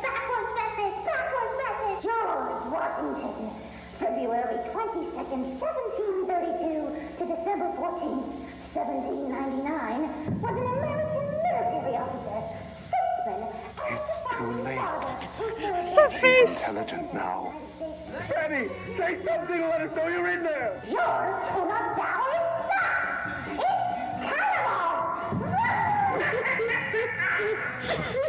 It's terrible. Bozo, get a hold of yourself. That's not really that bad. Bozo, calm down. You would have liked 4 weeks to defeat me. That's what you think. But look. Convenient book to defeat demons. I can't read this. What do you mean you can't read this? Bon, you know how to read, right? Oh, God damn it. Can't you read it? Yes, sure. Did you bring my glasses? Bon? Bon, did you bring my glasses like I told you? We did. Oh, no, you don't! Santa Claus isn't real!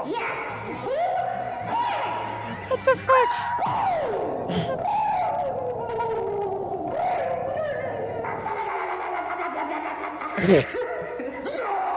I give up. That's it, Bozo. I give up. It's all lost. No, Mr. B. We can still win. No, you can't. Fuck you. I'm gonna make you all suffer. I'll destroy this town. I'll burn an orphanage. I'll make Bond's burgers soon. I'll give our employees actual Healthy working conditions. Get out! Take me instead, you wretched demon! Take me!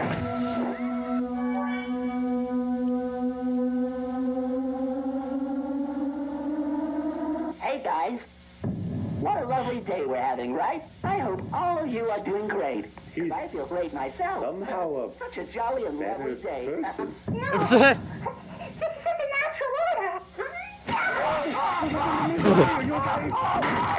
My spleen! My spleen!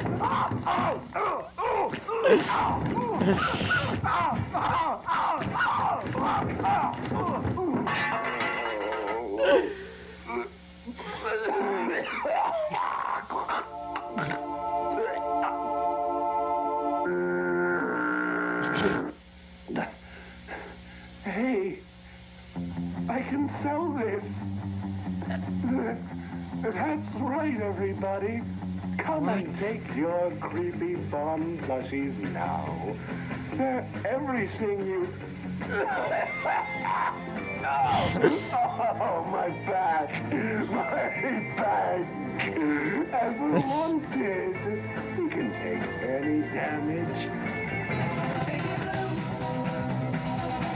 So stupid. But I love it. So much effort to do something so stupid. Enemies for you. You can glow in the dark. Come take yours.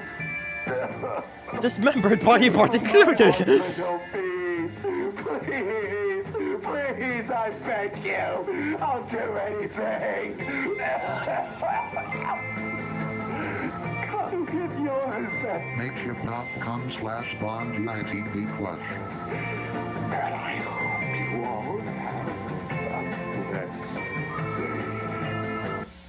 I got another.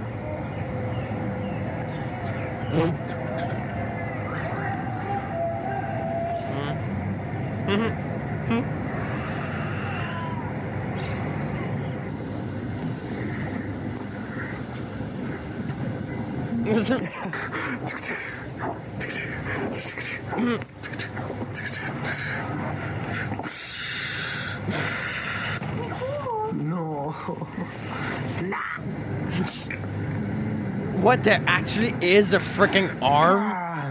That's what they actually said about dismembered? What? Oh, kill him. That's actually cool. Oh. Kill him. What did I do? It's actually kind of adorable.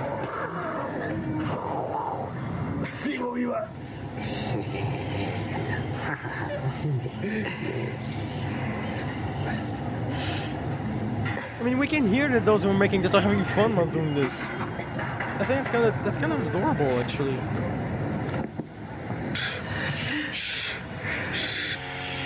What?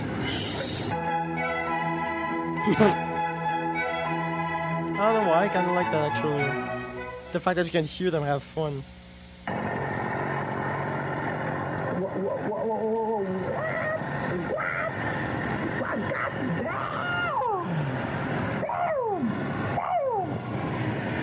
Oh my god, son.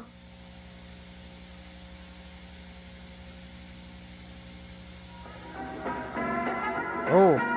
Oh. Oh. Oh. Oh. Oh. Oh. Oh. Oh. Oh. Something to look for. Something to look for. 2 months. Apparently, it's gonna be another big. Apparently, it's gonna be another video. Maybe another big video in 2 months. Oh, I'm excited to see where that goes. Oh, cool.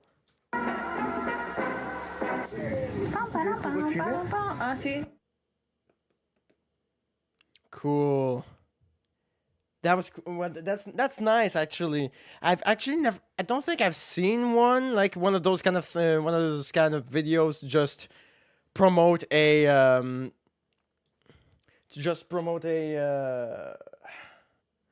a plushie to actually like like necessarily teaser. Well, it's kind of like it's kind of a teaser, like a teaser date, I guess.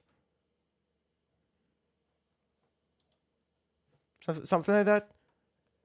But still, it's cool. It's cool. Like it's like it has like just that little thing there to like make you want to stay, make you keep going. It's cool. Anyway, now we have 2 Mod Paint videos to watch. There's the Halloween special, which I haven't watched because yeah, I was I was kind of working that weekend.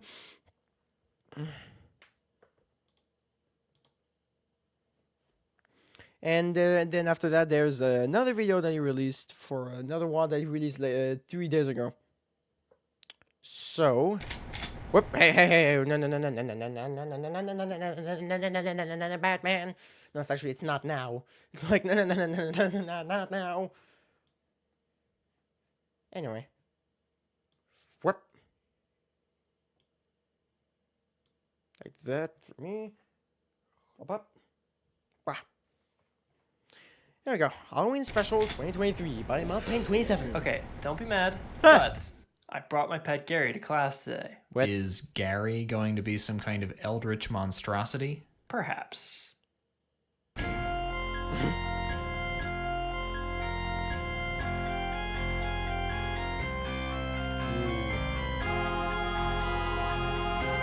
Is he gonna tackle the last Hello one? there, and happy Halloween.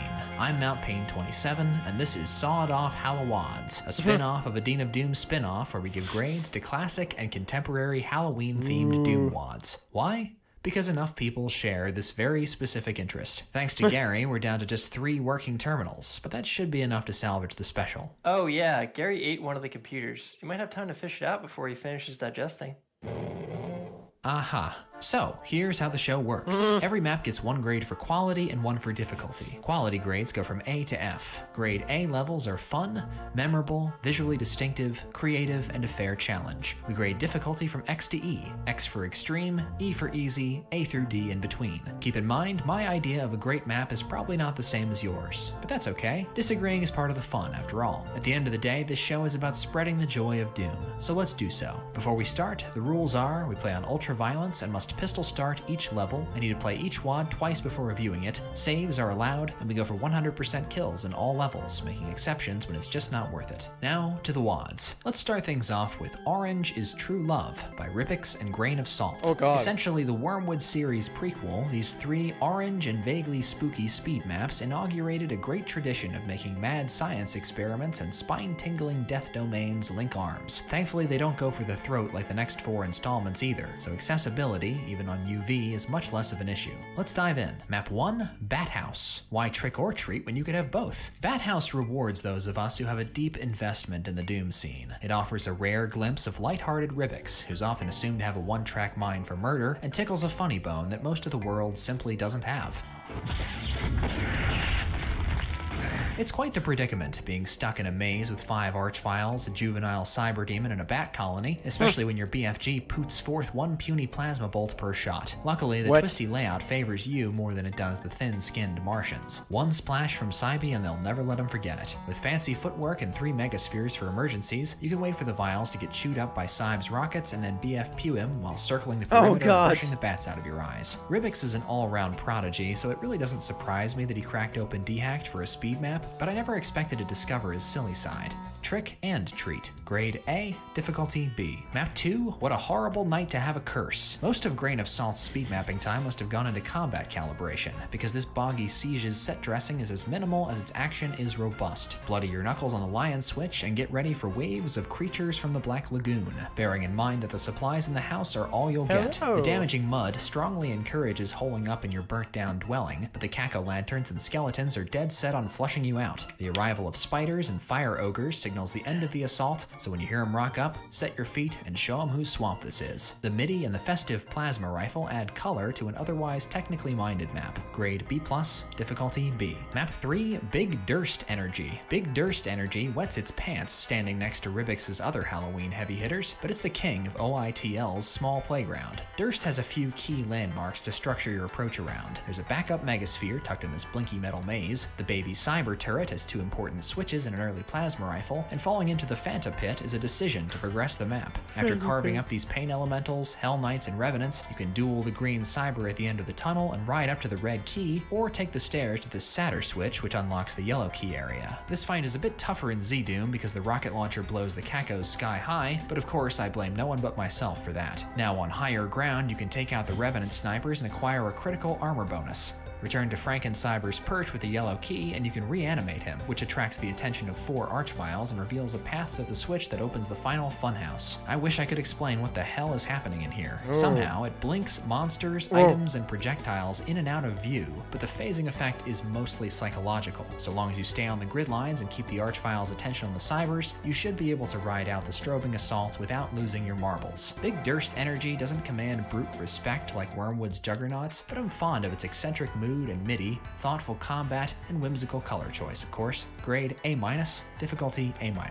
And that'll do it for Orange is True Love. The next spooktacular specimen up for examination is Fallen Leaves by Bry Irving. The 5th full release from one of 2021's most promising newcomers, Fallen Leaves dresses its 7 hard-boiled maps in seasonal splendor. It borrows assets from such diverse sources as Otex, Doom 64, Doom Kid's Jamal Jones trilogy, and Lost Civilization, and the custom palette by DIR gives it a singular look, but Fallen Leaves' biggest selling point is Bry's intense and catchy combat. If you choose to give it a go, bring a rake and an appetite for carnage. Fallen Leaves is MBF21 compatible, but I'm playing it in Z-Doom today because nothing went wrong when I used it for my first 2 playthroughs. Map 1, Evenfall. So you downloaded Fallen Leaves looking for some gentle autumn atmosphere, and then this happened. Bruh. Bruh. Fallen Leaves is a coffee break wad in the most literal sense. It's served piping hot and shoots you up with caffeine. Evenfall sets the tone with this first of 4 Mark Clem midis, bathes your eyes in fall colors, and most importantly demonstrates Bry's commitment to recycling spaces with ever-escalating intensity. His arenas unfold in stages and never let you feel safe until the last bad guy hits the ground, but they're structured such that you can always carefully make loops through them. I headbang to Bry's big flourishes, most notably the Rocket Rampage and the Orange Juice Grotto, but the interstitial fights don't mess around either. Brace yourself for pain elementals in this wad, Bry loves them. Evenfall bites like a bullwhip, but if you fight back with all you've got, it won't land any more lashes. Grade A-, difficulty B+.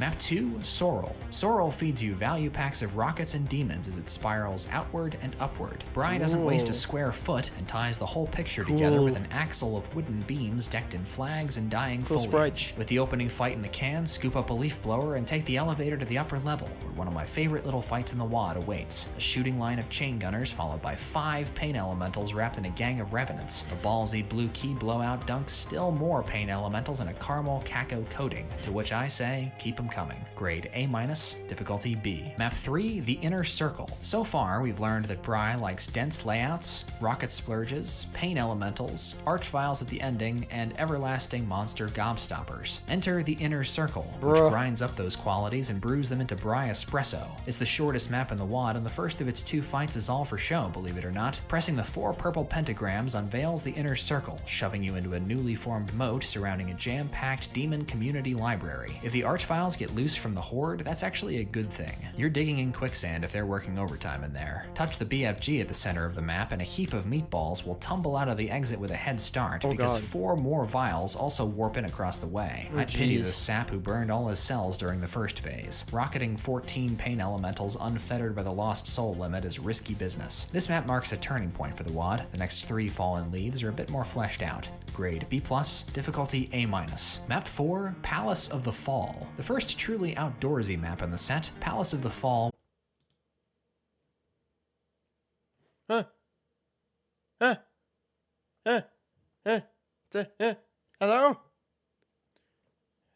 I'm back. I don't know. I don't know what happened. Like, I turned away for 2 seconds and then everything went to shit. I'm back. I think. Am I back? Yes, who's back? Back again. Maybe. Okay. Cool. Cool. So Gage Rage Fist, I now have a stream deck now. I spent an hour and 30 minutes actually just setting it up because I actually wanted to set it up like right now. Like literally right now. Open it live and I set it up live as well. And so yeah, I have a few things working, but not exactly the way that I wanted it to. But so far it's fine. A stream deck, sorry, not a Steam Deck. A stream deck. This is just for streams. It's fine. It's fine. Like I'm not that. I'm still, yeah, it's still good. Especially like I'm surprised because you have like 10 pages for like 8 functions each. So you can have 80 functions total on this thing at the same time, which is ridiculous. And also change audio and stuff like that. So now just bring back display capture, transition, bam, like that. Let me back up a bit.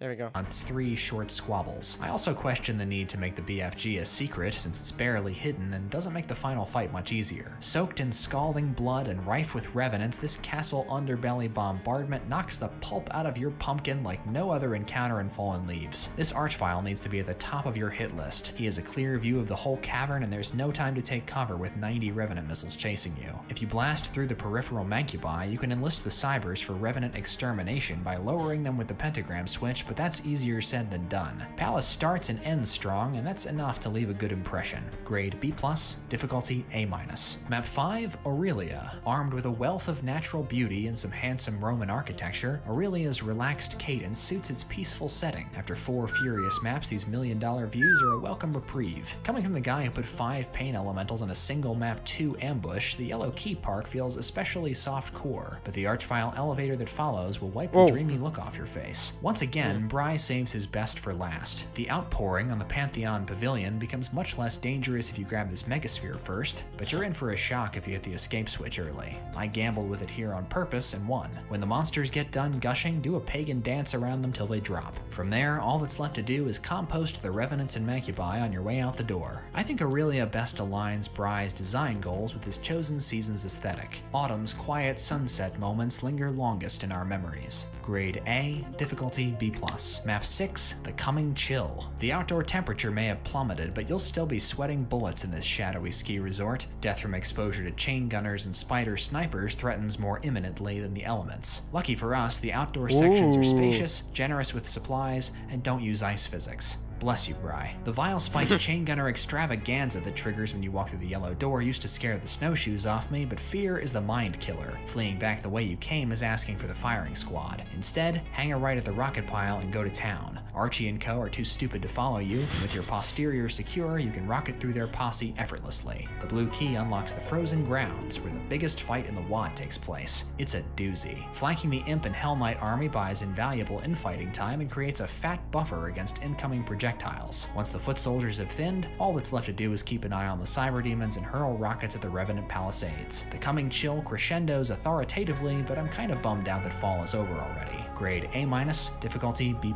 Map 7, Exile. Jutting out of a bloody lake and surrounded by a snow-capped ring of flesh, Exile plays like a reprise of the Inner Circle with much less tenacity. Squash the spiders outside, crush the tower's meager defenses, free the BFG, and the only thing between you and victory is a slow-footed hunting party. If you rush outside like an idiot, the vile watchdogs may zap you, but non-hammerheads can simply wait for the procession to arrive and melt it with a few splashes of purple. Even without the BFG, this encounter would still play modestly. The demon offensive is atypically sluggish for Bry work. Key collecting at the end also feels very obligatory. All in all, it's a bemusing and rather deflated conclusion, but Exile wouldn't stick out if the preceding levels weren't so sharp. Grade B-, difficulty C+. So, Fallen Leaves' visual theme is what roped me into playing it, and I felt slightly cheated initially. 5 out of these 7 maps downplay the autumnal assets or dispense with them entirely. After recalibrating my expectations in replays, I've gained a thorough appreciation for Bry's pumped-up combat and lean layouts, and I still get my fall fix during the lovely Map 5. This is a strong grab-and-go map set shot through with delicious encounters. Rocket launcher nuts and slaughter initiates should gobble this one up. My final grade for Autumn Leaves is an A- with a difficulty of B+. Now for my Dean's List. Valedictorian, Map 5, Aurelia. Salutatorian, Map 1, Evenfall. Class President, Map 4, Palace of the Fall, and the dunce cap goes to Map 7, Exile. Hey Delinquent, can you make sure Gary doesn't knock out the power while I'm playing this next one? I don't really tell Gary what to do. Everybody loves a spooky mansion with a dark secret, but will you dare to find out what lies beneath? Maybe it's a stretch to call this a Halloween wad, but I've been itching to write about there's a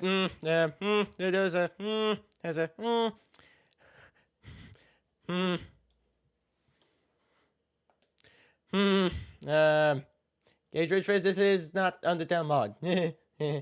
Just wanted to let you know. This is not an Undertale mod. No. No. It's for a very old game. It's for the 1993 release of Doom. Like the original game. The original Doom. Yay. Yay, thank you. Thank you. Thank you. Thank you. Thank you. Oh, really? Okay. So sorry, I just sounded surprised for like when you said all Dooms, because Doom 3 is not a popular one. Doom 3 is not a popular one, so I've never actually played Doom 3, so I wouldn't know. Personally, I wouldn't know personally, but I know it's not really a popular one in the community. But anyway.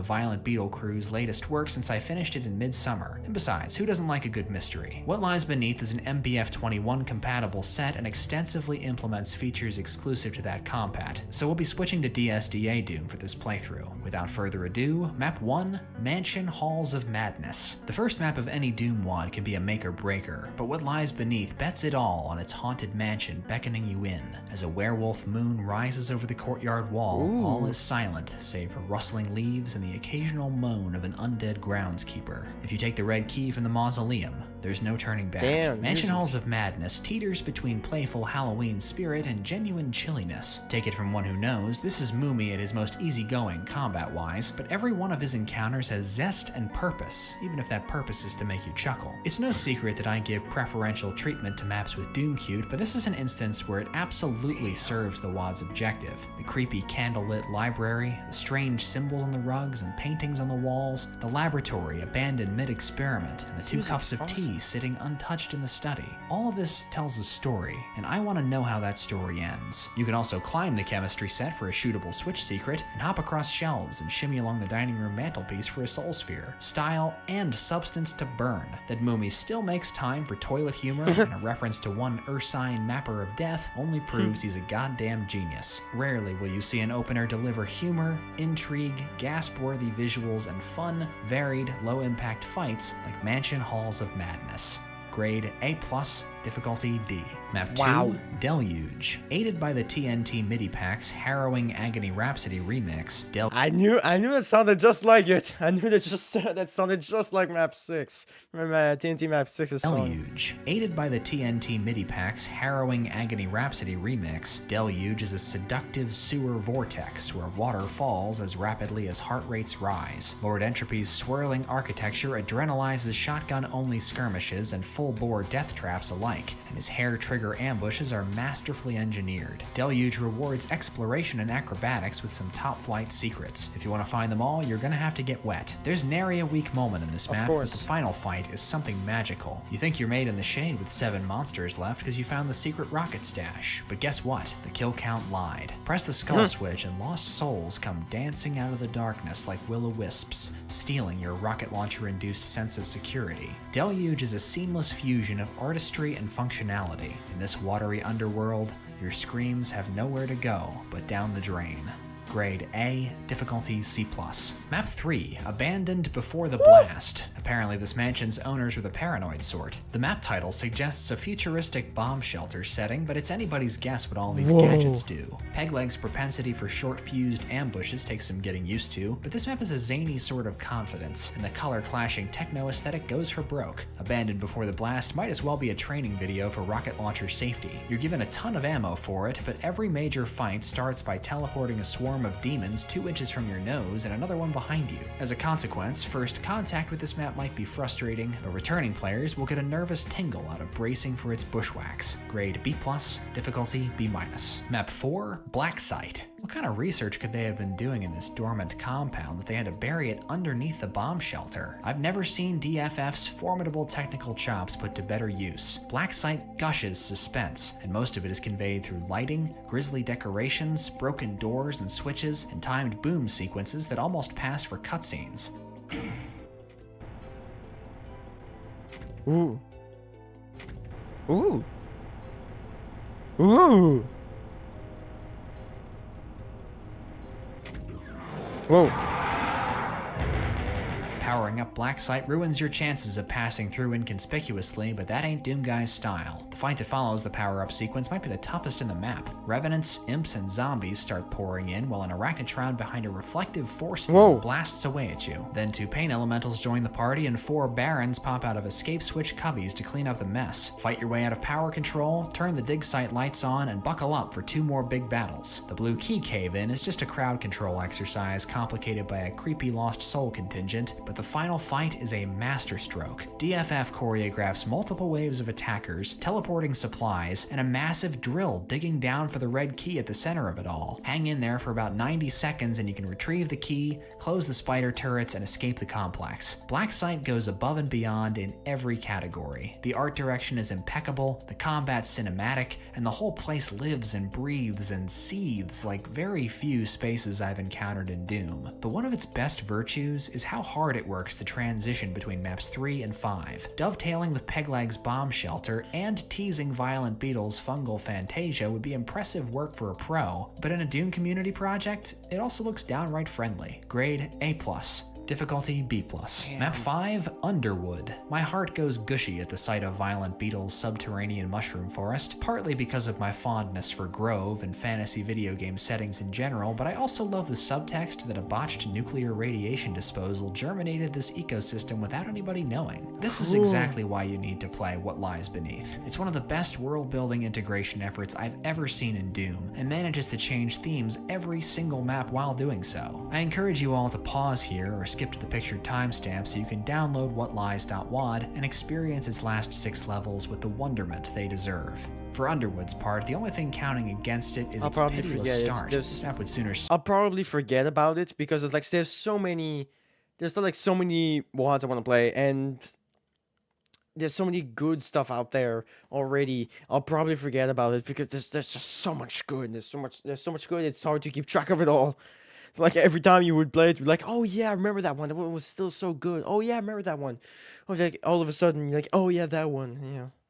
Smack your mouth and let it hang agape. You get no time to acclimate to the dim lighting, dense foliage and rock formations, and the appearance of these pulsating power orbs and explosive pods. Ouch. It might take 2 or 3 surprise attacks till you get your bearings. Note that Beetle provides extra health and ammunition in each new monster closet. I cozied up to Underwood's aesthetic right away, but not so much to its prickly demeanor. Grade A-, difficulty B+.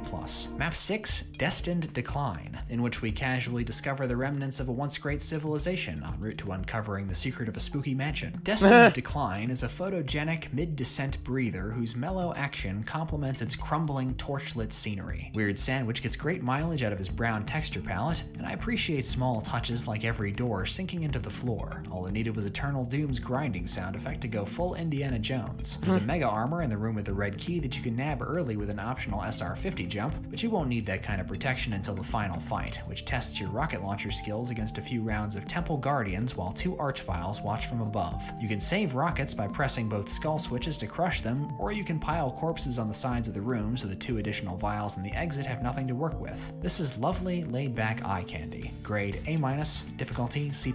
Map 7, Glory Days. A mad detour through a rupture in space-time, Glory Days jettisons you back to the height of the civilization whose dust you were just disturbing. Seems like humans and demons have been doing this dance for a lot longer than we thought. Beetle's madcap combat, an eclectic mix of Egyptian, Arizonan, and occult decorations are a lot of fun, but the best thing about this map is its situational awareness. Beetle knows we haven't seen the sky in 5 maps, so he gives us a minute to soak in the sun and blow off steam. I also like how the time travel twist is played straight enough to take seriously, but also gets a laugh by taking the WAD's Shaggy Dog story yet another step further. The map wraps on a tense Cyberdemon shootout in a sacrificial pit. Don't be fooled by the low enemy count. Those damn lost souls are at it again. They'll pass you by in the wink of a young girl's eye, but you'll look back fondly on Glory Days. Grade A-, difficulty B. Map 8, Magma Flow. Seriously, where is Mumi's MacArthur Grant? Magma Flow's core conceit would be exceptional new tech by itself, but Mumi explains how it works, iterates on it, and delivers the WAD's most satisfying coup de grace with it in under 10 minutes. Here's the idea. Shooting these burning cubes brings down a column of magma that smites anything standing under it. Awesome, right?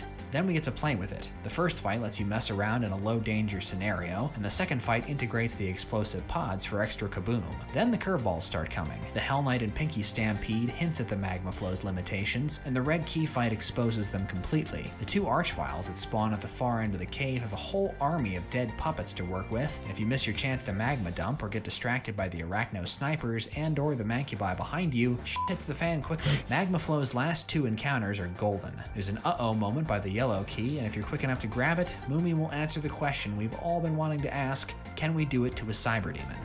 Please.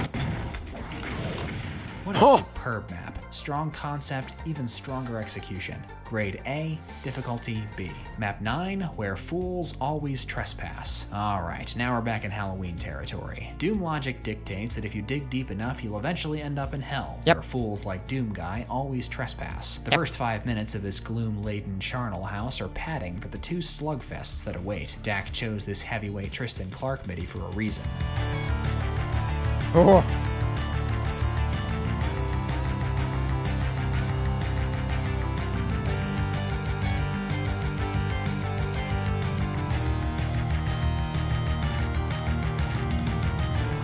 There's no need to explain the joy of imp rocketing. You guys know what dopamine feels like. But this psychedelic freefall ending is something else. Crack that plasma rifle till you see daylight, and then feed these bastards shrapnel until Hector's jaw drops. Where Fools Always Trespass rocks the haunted house. Grade B+, difficulty B+.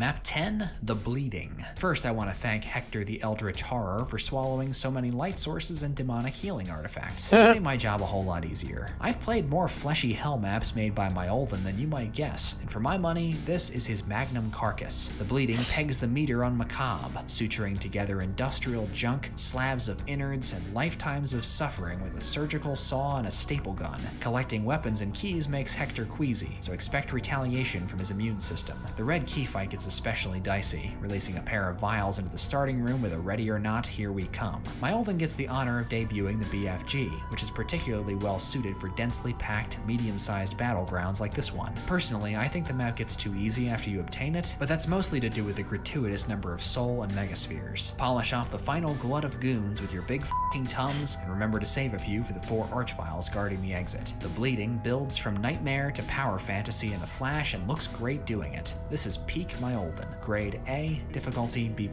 Map 11. Astral Sanctuary. We've come a long way since the Haunted Mansion. We did some plumbing, raided a bomb shelter and rebooted a science facility, did mushrooms and rediscovered an ancient culture, dug our way to hell and cleansed the colon of a massive demon. All of that was building up to Astral Sanctuary, an evil wizard's magical hideaway poised on the edge of a black hole's event horizon. It's up to you to survive its gauntlet of deadly traps, claim the red and blue skull keys, and take the fight to the lord of the castle. The most daunting and ambitious map in the set by a landslide, Astral Sanctuary will take up at least a third of your playthrough of What Lies Beneath. My semi-practiced run took about 45 minutes of game time. Okay, bad news first.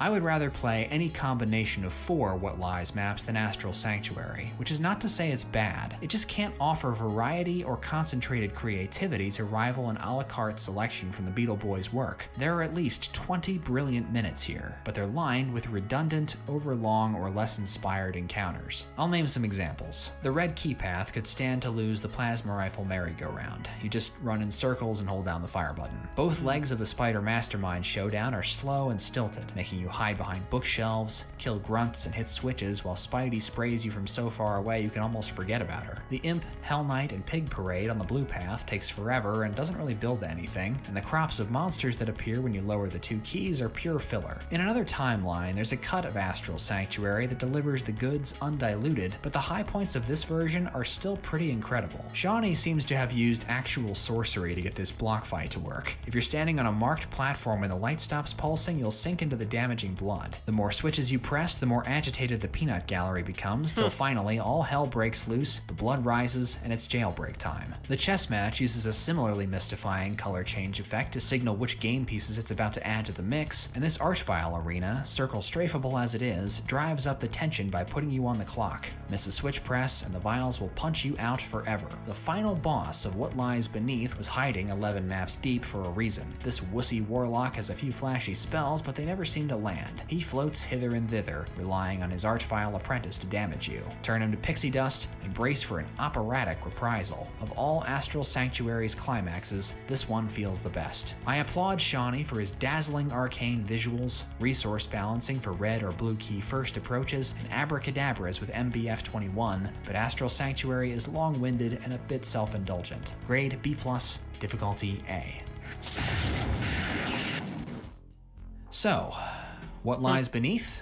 An evil tome, that's what. Truth be told, no ending could possibly land this whale of a tale, but getting there was so much fun. I haven't been this excited to turn a wad's proverbial pages since Going Down, and I have to say, it's ironic that a map set with a bad book for a main antagonist turned out to be so good at storytelling. Everyone involved in this project turned in some of the best mapping I've seen from them, and I think Violent Beetle earned a star on the Doomworld Walk of Fame for this wad. What Lies Beneath has a great hook, it's paced beautifully, and Beetle is not afraid to trust his mapping on tours or take chances on crazy concepts. Hellevator and Sculptiverse are both on my list now, and I can't wait to see what else he and his crew come up with. My final grade for What Lies Beneath is an A. Difficulty-wise, it's right in line with the modern standard B. Not too hot, not too cold, just right. Now for my Dean's List. Valedictorian, Map 4, Black Site. Salutatorian, Map 1, Mansion Halls of Madness. Class President, Map 11, Astral Sanctuary, and I don't really feel like giving a dunce cap to a B+, so we'll strike that one for today. There is a quick honor roll for What Lies Beneath. Map 2, Deluge. Map 5, Underwood.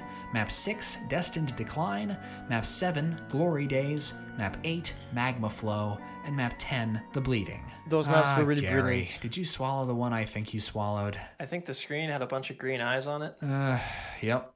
That's the one. Yeah, you should jump in. For the fans. Well, I suppose I've made it out of worse predicaments. I'm definitely not going to save you if you're dying down there. I know, Delinquent. I know. You don't play Mascom Zool. You offer yourself to it. Oh. No time to think. This frantic preamble flings you into the future, where you seem to have awakened to the wrath of a hostile spaceship security system. Confused and weaponless, you'll have to slip past a gallery of lasers and vaporizing turrets to pacify HAL 9001 and make your escape. Wherever this portal goes, it can't be worse than here.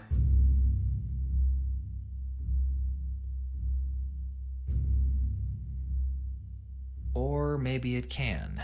Now that we have a moment to get our bearings, allow me to formally introduce Maskim Zool, a boom-compatible WAD by Obsidian, released on October 31st, 2017. It contains 3 maps, but they're strung together without intermission breaks, so I'm going to treat this WAD as one continuous experience. What you're looking at right now is technically Map 2, Maskim Zool's namesake and flagship level. This otherworldly library has prompted more invocations of H.P. Lovecraft than any map in Doom modding's history. With a bit of help from Tristan Clark's dreamy, funereal score, Maskim Zool soon envelops you in its horrible, wonderful world, and will delight in watching you lose your sense of direction, and then your sanity. True.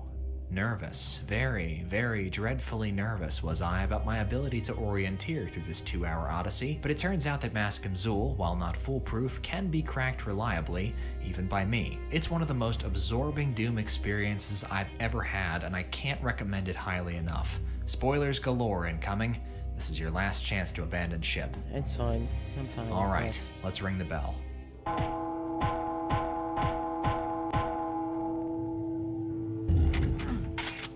Damn.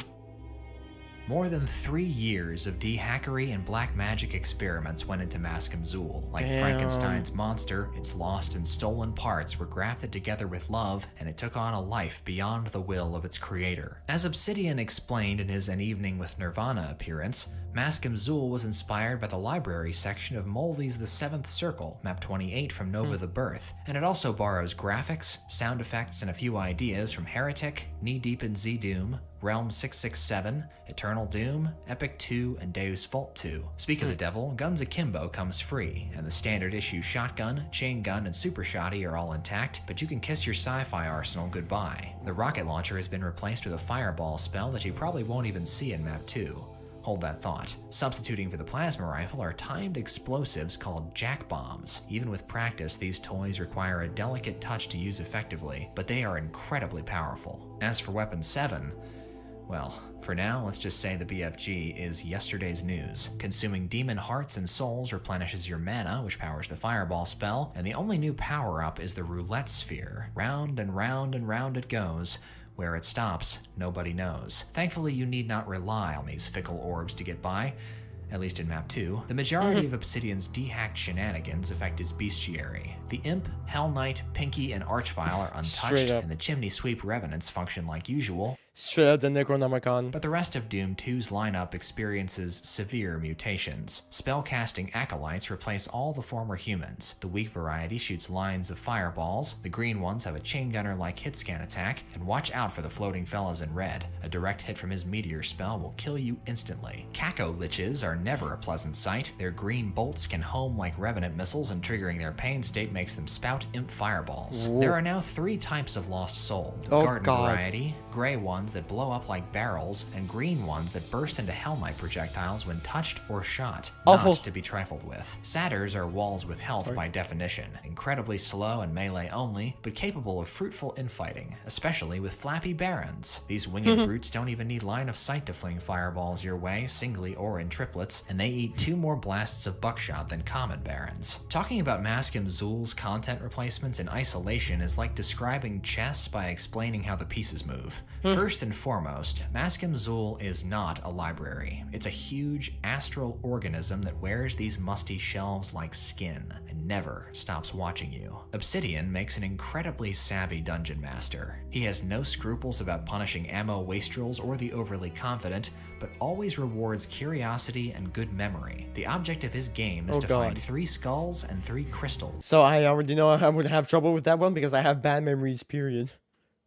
The complete set unlocks the exit in the West Wing, but individual keys can also open new areas, supply caches, and secret items. It can't hurt to use auto-map markers for points of interest you can't access yet. You'll be well acquainted with Maskim Zool's landmarks in no time, because routing this map is a matter of hitting the right places at the right times, and that involves a lot of hitting the right places at the wrong times first. Some rooms, like the multi-level bookshelf maze, only need 1 visit, but others, like the Furnace Room and West Wing, get encores. I know Doom and Reading are supposed to be mutually exclusive, but you will need to scour these shelves for red-eyed skull switches. Sometimes they drive progression, Sometimes they lead to helpful goodies. Sometimes you'll come across anomalies, which are worth examining more closely if you have the courage. For those of you who ignored my spoiler warning, here's a free tip. The only acolyte on the map that's carrying a fireball scroll lives behind a shelf in the west wing, which can only be reached by jumping to a very hard-to-see shelf skull. One of the golden rules of Doom is if you're lost, go where the demons are, but Obsidian places an overwhelming majority of his monsters with teleporters midstream. In a map with so many causes and effects to keep track of, this creates an unnerving feeling that ambushes are occurring independent of your influence, further scrambling your inner compass. Maskim Azul edits that golden rule to read, if you're under attack, you're doing something right.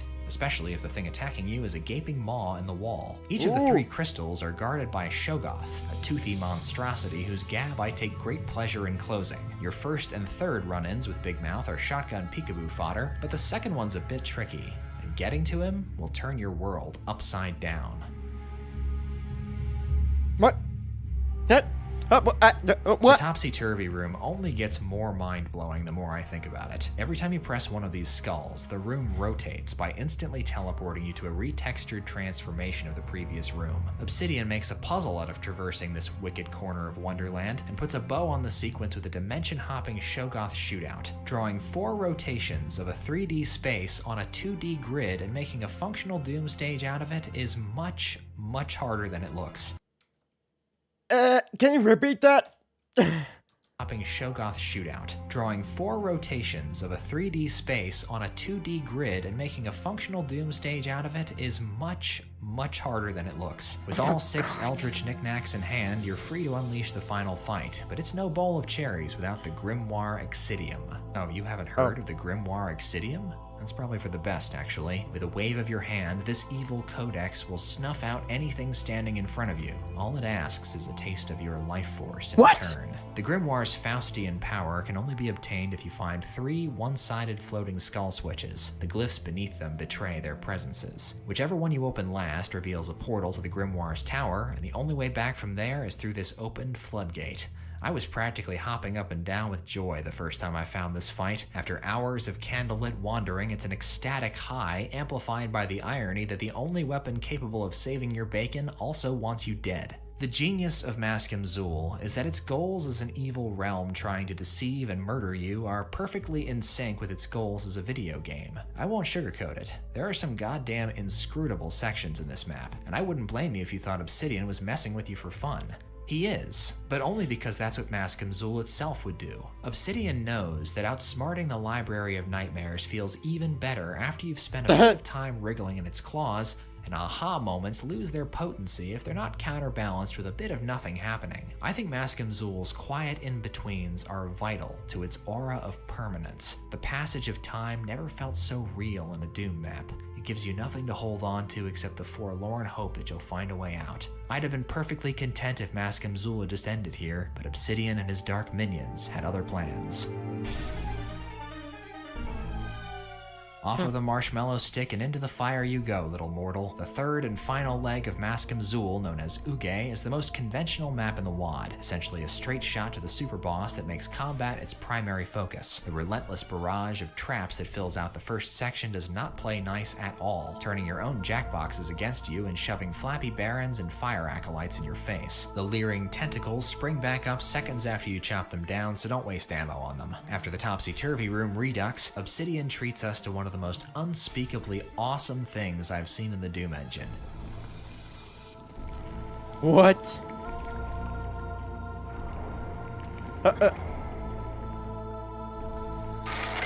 A self-professed archvile file, Obsidian no doubt took great pleasure in constructing Maskim Zul's penultimate room. Perhaps 3 rounds of respawning shell files was too many, but there's no better target for jack bombs than a swarm of angry Martians. Finish checking out your books and it's time to confront the final boss of Quake. And no, you can't telefrag her. Super Cupcake Tactics sprite work is the star of the show here. Shub Nigorath looks like a less ominous version of the alien monster from the Watchmen graphic novel. Cartoon enough to not be scary, but repugnant enough to to make putting it out of its misery high priority. Sadly, owing to Shub's ludicrous health pool and the number of foes she'll spawn in her second phase, the battle itself is pretty tedious, and unless you spin an invul in one of your 4 available roulettes, I'm not sure if it's even possible to win. The white screen gives you 30 seconds to go nuts with the Grimoire consequence-free, and getting 2 of them in the second phase is game over for Big Squid, but if you can't Grimoire freely, the field becomes so thick with spawned monsters, magic scrolls, and stray projectiles that concentrating fire on the boss becomes next to impossible, and the Archviles will eventually overwhelm you.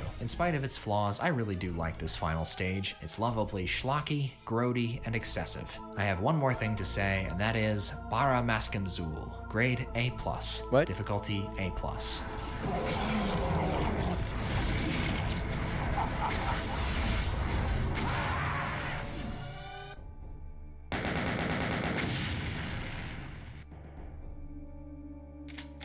Ah.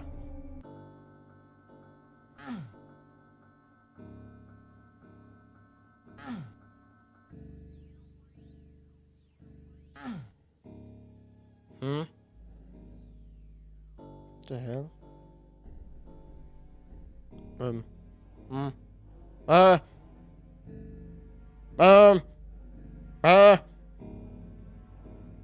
So, it appears that, like my Maskim Zul player character, I may not survive Halloween this year, but if I do make it out of here, I'm going to have some choice words for the delinquent. If, on the other hand, this really is goodbye, then I first want to say thank you all very much for watching, and please feel free to share your thoughts on this year's Hallowads down below. I'd love to hear what you think, and I'll heart your comments if Gary has a weak spot in his stomach. Now, I'd like to take a moment to acknowledge my generous patrons. Aaron Allen, Agile Jackson, Agu XYZ, Alephany, Alex Topfer, Artisan Talzar, Bo Higginbotham, Beatbeard, Ben Barrett, Birdburn. That was sick.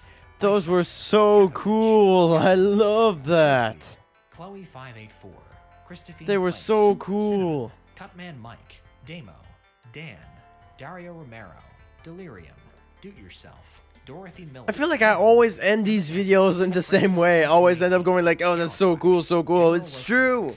But it's true, they are so cool. The community is so creative. Henners Lenners, Henning, Hexelix, Hot Tomato, Hyaksho, Idiot Supreme. You know, it's the kind of creativity that I would strive for, Jimmy Patrick, honestly. John Averick, Jose Ballestero, Josh Ballard, Jude, Just Some Schmuck, Just Great 98, Killplay, Quan, Large Cat, Lexi Max, Lungnal, Mancubian Candidate, Mark I'm just like a replacing all the stuff that I got out for, you know, opening the Stream Deck.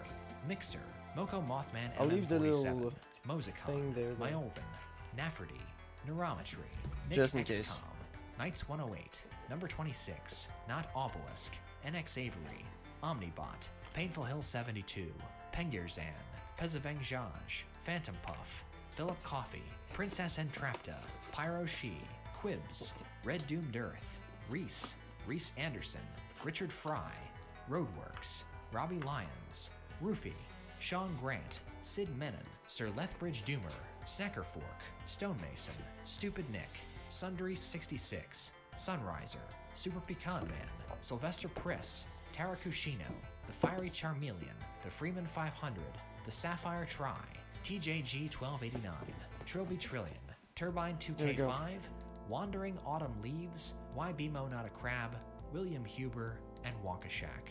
Thank you all very much. This is Mount Pain 27, and as it turns out, I will see you in the next episode of Dean of Doom. Cool. Huh?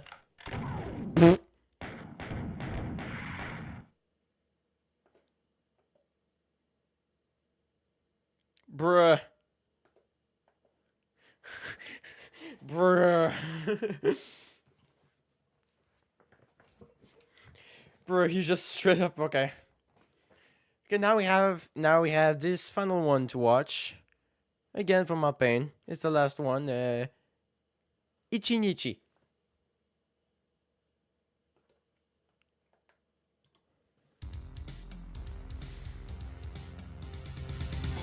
Hello there, I'm Mount Pain 27, and this is Dean of Doom, the show where we give grades to classic and contemporary Doom wads. Why? Because ranking things is fun. Today's episode will be dedicated to Ichi Nichi.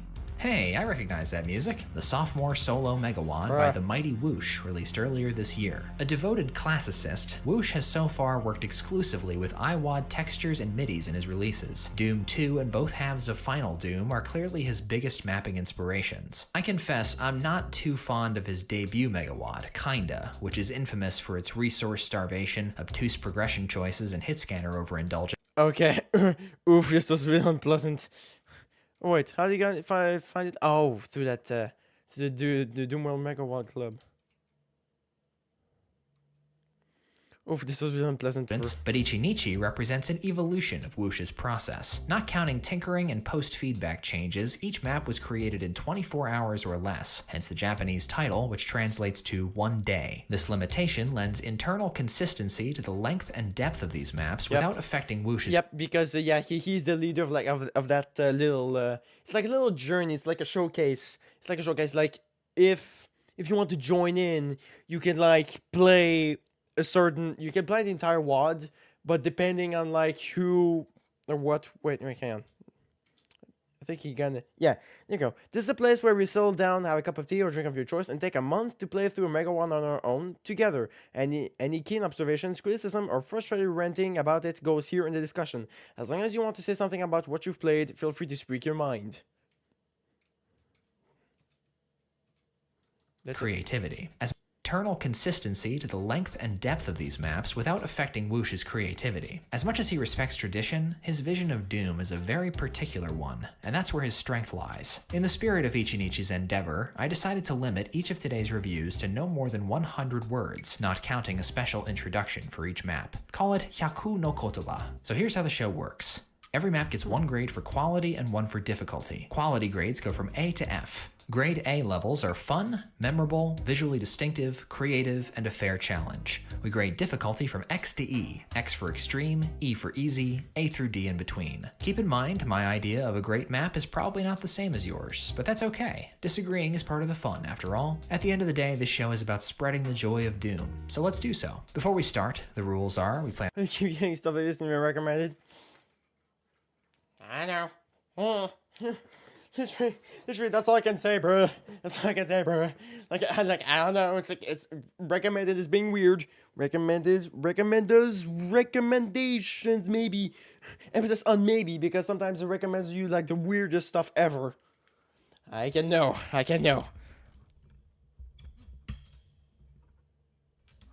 I mean, I think it has happened before. It has happened before. But it has happened before. I ended up in the recommended. It happened a few times, but I guess it like kind of depends. On the style. I don't know, or even the title. I don't know. Anyway. Ultraviolence and must pistol start each level. I need to play the WAD twice before reviewing it. Saves are allowed, and we go for 100%. Well, thank you, C. Porter. For tit time. Yep, for tit time. Thank you for being here for the time being. Thank you. Yeah, but with the title like News, everyone? YouTube being YouTube. Weirdest being weirdest. Okay. And kills in all levels, making exceptions when it's just not worth it. I play on Z-Doom, and today's compatibility is limit removing. Now to the WAD. Map 1. Hello. Konnichiwa, Whoosh. You've come a long way, my friend. Hope you enjoy this. Take your pick of melee implements and pound or slice your way through this mildewed base. A sneaky switch unlocks the chain gun, and a loaded shotgun awaits in the courtyard. 2 revenants and chain gunners guard the blue key. For map 1, it's quite the zap of energy. For some reason, I thought the red key was a secret, so I claim credit for inventing this SR50 speedrun exploit. It's not worth it. I like the fisticuffs and the fiery visual accents, and you can't go wrong with the Impsong. The exit teleporters, straight out of Kinda, suggest a Whooshiverse. Grade B-, difficulty D-. Map 2, Industry. Dreams of TNT. Automatic candle doors. The cost of progress. Sludgy, gritty, and distinctly reminiscent of Perdition's Gate for its emphasis on brown and gray, Industry is a merry-go-round of pain, interconnected and not overstocked with health. This SSG resupply room will be your deliverance. I wager Whoosh's hit scan placement and his rogue revenants will sting you worse than big ambushes like this one. I dig the open-air scenery here, maybe because it bears a vague resemblance to human barbecue. This whole wad scratches an itch for those of us who wish there had been just a little more Final Doom. Grade B, difficulty D+. Map 3, Foundations. Choose your path wisely. One of them will take you to Chain Gunner Heaven. Foundation's setup is simple. To leave the opening room, you hit a switch that opens 3 different routes. Decisions. Patient players will discover an SSG. Well, right now that's what I'm doing because like I started the stream with news as well, with news and like opening the box that contained my Stream Deck, which I received like today. While I was eating, and so I set that up as well during a big part of the stream, and yeah, I'm really happy because this works really well, and it's very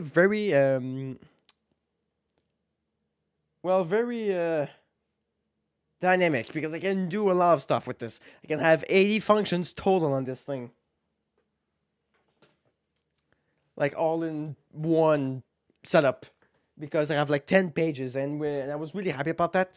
So yeah, I started with setting that up after I was done with all the news and all the catching up and why it's been a while since I haven't streamed and stuff like that. And after that, I just wanted to catch up on a bunch of videos that I usually react to directly on the channel because there are certain things that I watch for the first time directly on my own. Obviously, but there are a few things where I decided to watch on the channel because I thought it would be entertaining, and I mean maybe like what Malpain here does. That's the name of the YouTuber I'm currently watching, Malpain27. Even though his brand is maybe not for you, but I can still appreciate the writing that he has. He has very good writing. He really knows what to say well, yeah, he really knows what to say to describe the perfect moments that he knows for how he felt during certain moments of a level. Really perfectly describing the feeling as well. Not directly, really not directly. Most of the time, that's how he does it. It's not directly telling you, but you're using a lot of comparisons and stuff like that. Okay, well, I guess, well, you can see, you'll see. YouTubers with good writing in their vid/video essays, that and citing sources. Yeah, well, yeah, most of the time that when he used that as well, there are a few moments where he actually mentions some sources. He'll say like from the text file, from the wiki, from like a certain page or something like that, In the tunnel, and there's also a secret in here which gives you a mega armor, he'll mention backpack, it, and backstab opportunity. Pocket the yellow key, clear out the fleshy center room, gulp the invulnerability, and enjoy the fireworks. Oh damn. There's no challenge whatsoever to this blue key battery, but I'll be damned if I don't enjoy having this many bullets bounce right off me. Grade B+, difficulty D-. Map 4, The Archives. Scholarly pursuits, stained with blood on these dark shelves. Arch file going up. Whoosh's insistence on vanilla purity sometimes gives me MIDI fatigue. D-In-Sit is particularly tired, but the Archives draws me in nonetheless. Be sure to grab the double barrel before dealing with these librarians, and after that, use the skull switches to scale the shelves and break outside, where the blue key is primed for a surprisingly hectic rocket fight. Pilfer Professor. Honestly, I'll never get tired of that MIDI, even though, well, like he said, it's so overplayed in Doom WADs, but I really love it. I still really love it. It's into Sandy City from Doom 2. Professor Pain Elemental's red key and use the pencils on his desk to open a secret panel and a megasphere. Sorry, let me just back up. The shelves and break outside, where the blue key is primed for a surprisingly hectic rocket fight. Pilfer Professor Pain Elemental's red key and use the pencils on his desk to open a secret panel and a megasphere. Kinda cool. Again, the ending is chump change, but it looks pretty and feels suitably dramatic. Grade B, difficulty D. Map 5, Metallic. Bruh. Fire slowly unveiled. Recall. Bruh. Difficulty D. Map 5. Just the opening sight, okay. If you have seen me play TNT or have played TNT for yourself, you know straight up,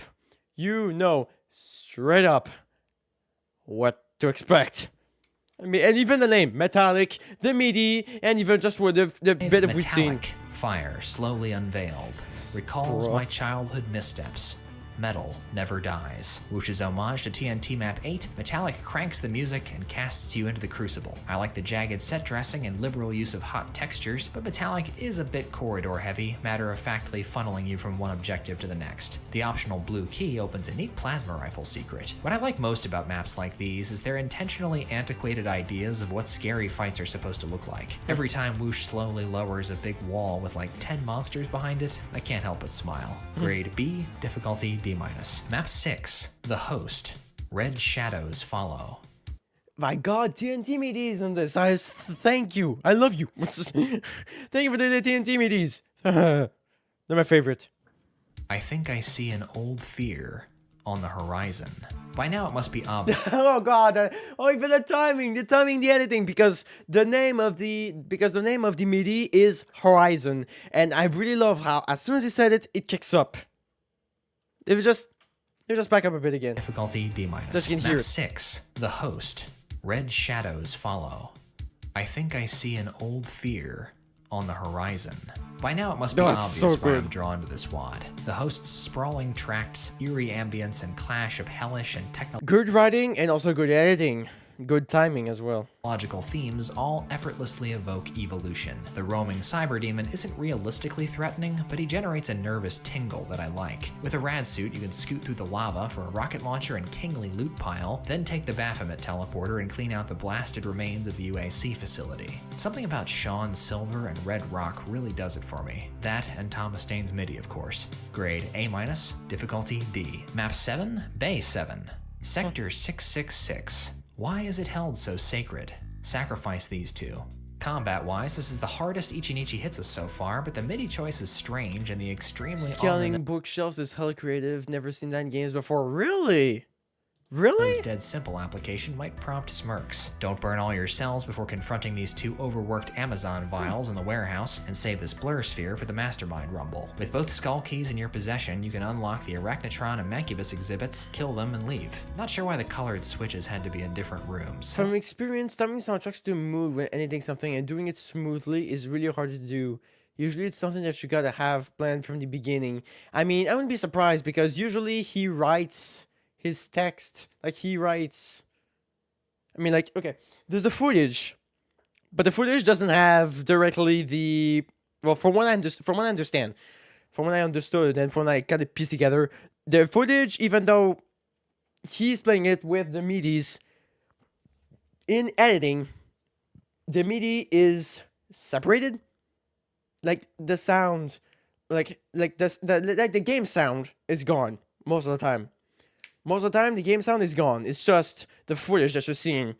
It's just the visual. But then like above it, you would have the MIDIs, which would be like an export. That like someone would like change the format and something like that. I don't know, something like that. I don't quite know how it works. But then you would have him on top of it with all of his writing.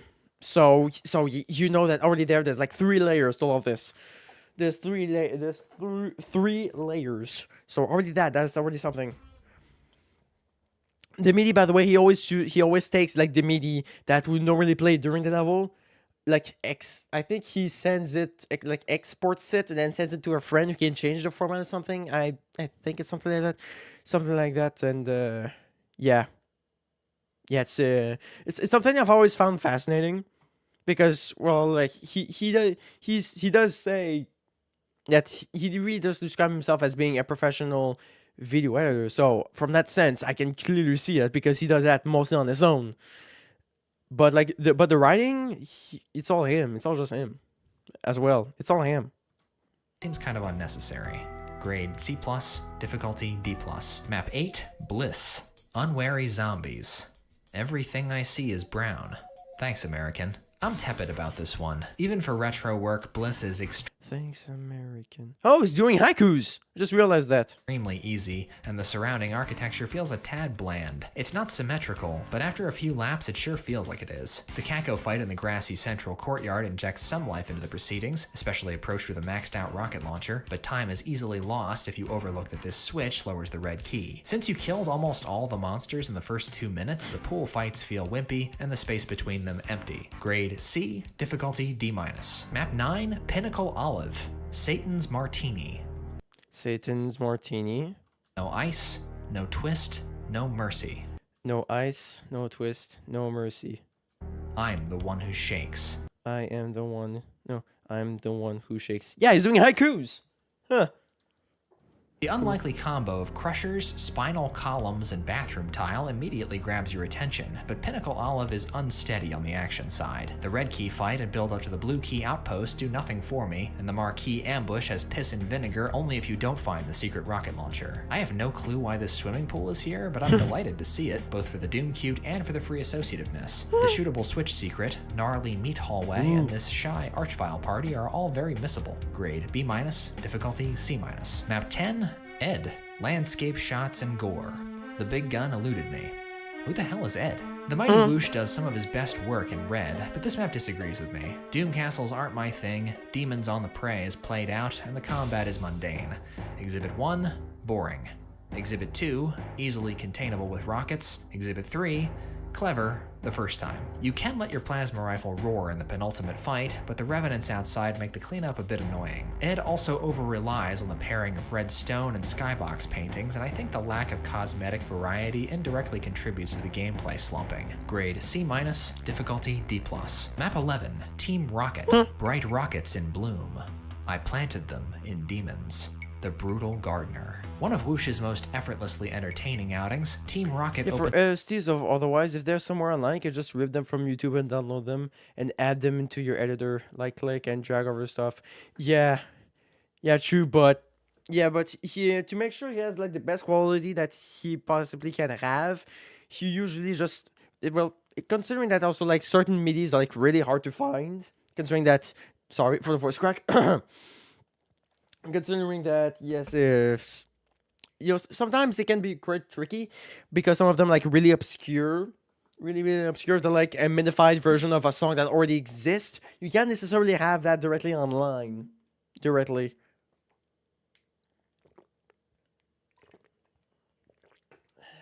like a minified version of a Michael Jackson song, for example, or like a Led Zeppelin song. So, so sometimes it is not that. So sometimes you can't really find them. So I think that's how he does it, like something with exporting and changing the format, something like that. Like SC45, something like that. I think it's something like that. SC45, something like that. But still. To the Mancubus-led platoon of Impsfried to massacre, then quickly unfurls into a game of rocket tag with a cyber demon. Luckily, his pink lackeys will distract him long enough for you to knock out the Arachnotron snipers. You don't have to rocket duel him. There's a plasma rifle down in this hole. After you tuck Cyb in for a permanent nap, the dust settles unless you panic and let the meatball triplets loose in the red key ambush. This is a solid, exciting, and densely packed map. Grade B+, difficulty C-. Map 12, E2M. City Violence. Has a cold glint in its eye. Rev up that chainsaw.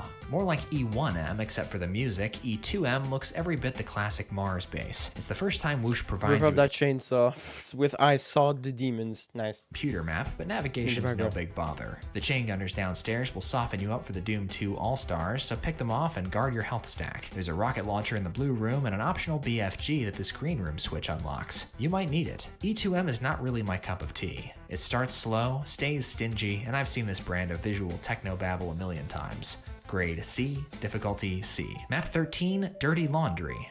Slumbering beneath, in the sickening tunnels, Adrian's Demons. A boilerplate suit. Adrian's Demons. Wow, Jesus. This is really cool, actually. I really like these kaijus. Not these kaijus. That's Godzilla. These haikus. Sorry. I I really like these haikus because most of them are just sharp reference to the MIDI more than anything else. More than anything else, but still, it's cool because it works. It works.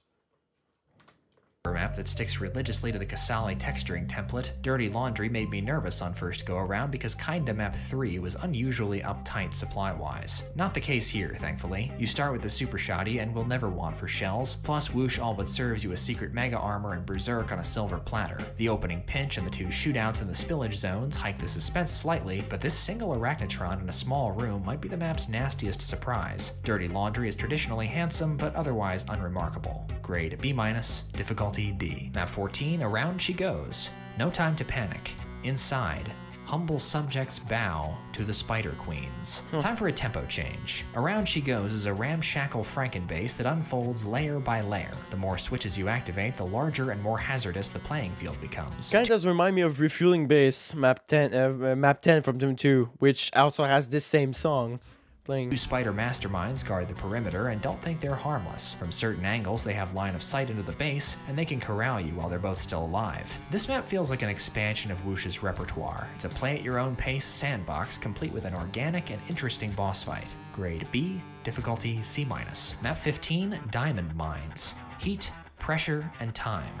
Cyber footsteps in the walls. Oh, a BFG. Diamond Mines features some relatively hot-blooded on-the-run combat, but it's mostly memorable for this incredibly offhand BFG placement and for the way it hides map 31. Once you've body-bagged most of the infernal excavators and secured the yellow key, a very needless cyber demon appears and you're free to leave the map. However, if you double back from the exit upon seeing the blue key door within, you can find a puzzle room guarded by crushers that harkens back to TNT's famous Torch Telefrag sequence. I recommend hurrying through this one. It's more fun that way. Grade B-, difficulty C-. Map 31, Boom. Boom, pow, bam, crackle. Ouch, oof, blurg, crunch, sploosh, yikes, dead. I like Fire Blue too. This giddy romp through a what? Sploosh, yikes, dead. I like Fire Blue too. This giddy romp through a concrete explosive barrel warehouse is everything a secret Best haiku ever. Map should be. Off the wall, distinctive, and gimmicky as hell. In my experience, it's safe to ignore the numbering of the teleporters, but if something says do not shoot, don't. Pinging 3 eye switches unlocks the super secret exit, but don't pass on the red key fight. The madcap melee between Fire Blue pancakers is a highlight. 50 Shades of Greytall cornered the market on this particular brand of zany decor, but Boom has enough eccentricities to distinguish itself from Matt Wad and the rest of Ichinichi. Fire Blue trees. Grade A-, difficulty D+. Map 32, Himitsu, Wolfenstein textures. Sometimes secrets don't dazzle. Saibi in darkness. The title means secret in Japanese, which feels as arbitrary as this map's 32-slot designation. The unassuming Himitsu has 2 noteworthy moments. The Archvile freed at the same time as the yellow key can cause a scare, and the Cyber Demon duel in the dark is as good a way to end as any. If you're looking for the super shotgun, it's with the Chain Gunner snipers next to this Fire Blue generator. The Imp toilet secret shoehorned into the exit room seems like a Moldy tribute, but I see no other resemblance to his work here. Grade C+, difficulty C. Map 16, Tortured. Blood flows like water. Mangle the adornments, screaming.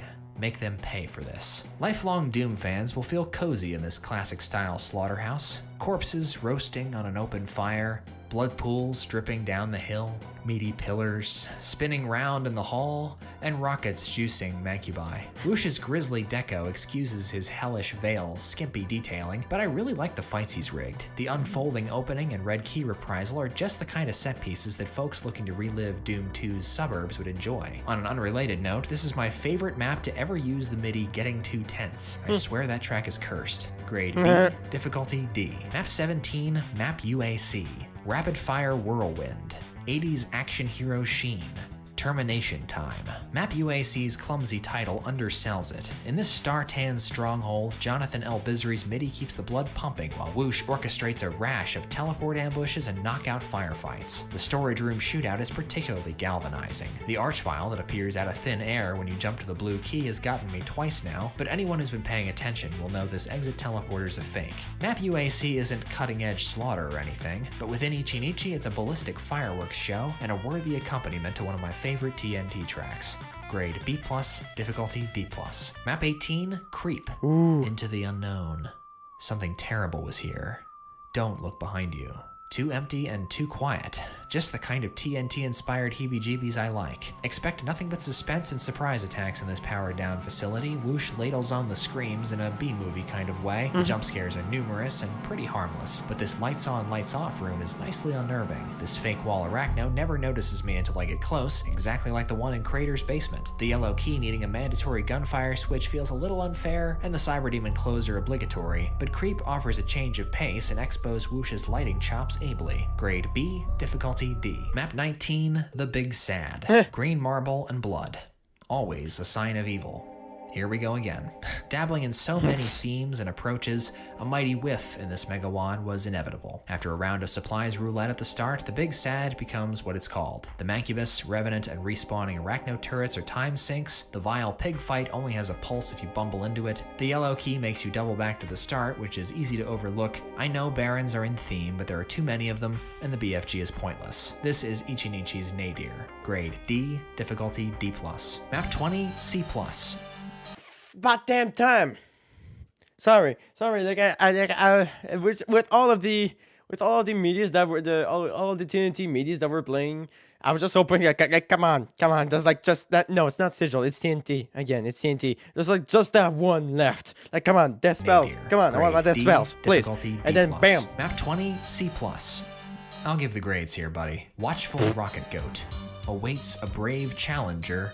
Never mind, cheese him. With death spells at its back, even the lowliest tech base can clamber into my memory. Whoosh's layout interconnects smoothly, but I don't think it's large enough to merit so many teleport spots and locked doors. C+'s calling card is the most defenseless Cyberdemon I've seen since I was a scared kid playing Mill, and the double mastermind ending is a cool visual but completely unthreatening. The surprise vial, weird little berserk secret, and nostalgic aura give this just enough leverage to earn, you guessed it, a C+. Difficulty D. Map 21, Brisk. Our technology. Throttled by Hell's tentacles. Clean up and get out. Without its serrated edges, the spare and symmetrical Brisk would struggle on the visual front. The mighty Whoosh takes obvious pleasure in scourging his architecture with hellish blight. Like Team Rocket and Boom, Brisk cuts loose a bit, showering the player with rockets and letting them dictate the pace of play. The faster you hit the skulls with shades, the sooner the map reaches boiling point. Don't forget the not-so-secret power-ups, save explosives for the Archvile-led farewell party, and this one's in the books. Grade B-, difficulty D. Map 22, Embedded. The fools dug too deep. No one left to tell the tale. Do you dare descend? Buckle up for the best run of maps in Ichinichi. This condemned mining outpost is all crags and whispers, helped in its pursuit of freakiness by one of Bobby Prince's best. I love the sizzling, cacomaniacal start and the dead-end ambush in the Red Cavern's heart, and the Yellow Key cliff climb is a nice rug pull and reuse of an arena. Unless you like exploring geological crannies as much as I do, you'll probably call this part vague signposting, but I'd rather this than corridors and locked doors. For the Doom nerds out there, think Fomalhaut Play School Edition. Grade B+, difficulty C-. Map 23, Tech Gone Naughty. Gore-splattered circus. It's called Chaotic Evil. Inject me with it. I can't be more in this map's target audience, but holy shit does it sweep me off my feet. Tech Gone Naughty is full tilt aggression, essentially a gun barrel of bad guys to zoom through like a human bullet. Don't get cocky though. Whoosh primes some truly vicious sideswipes along the way, and after you grab the BFG and crack the red key chamber, you better be ready for hellfire.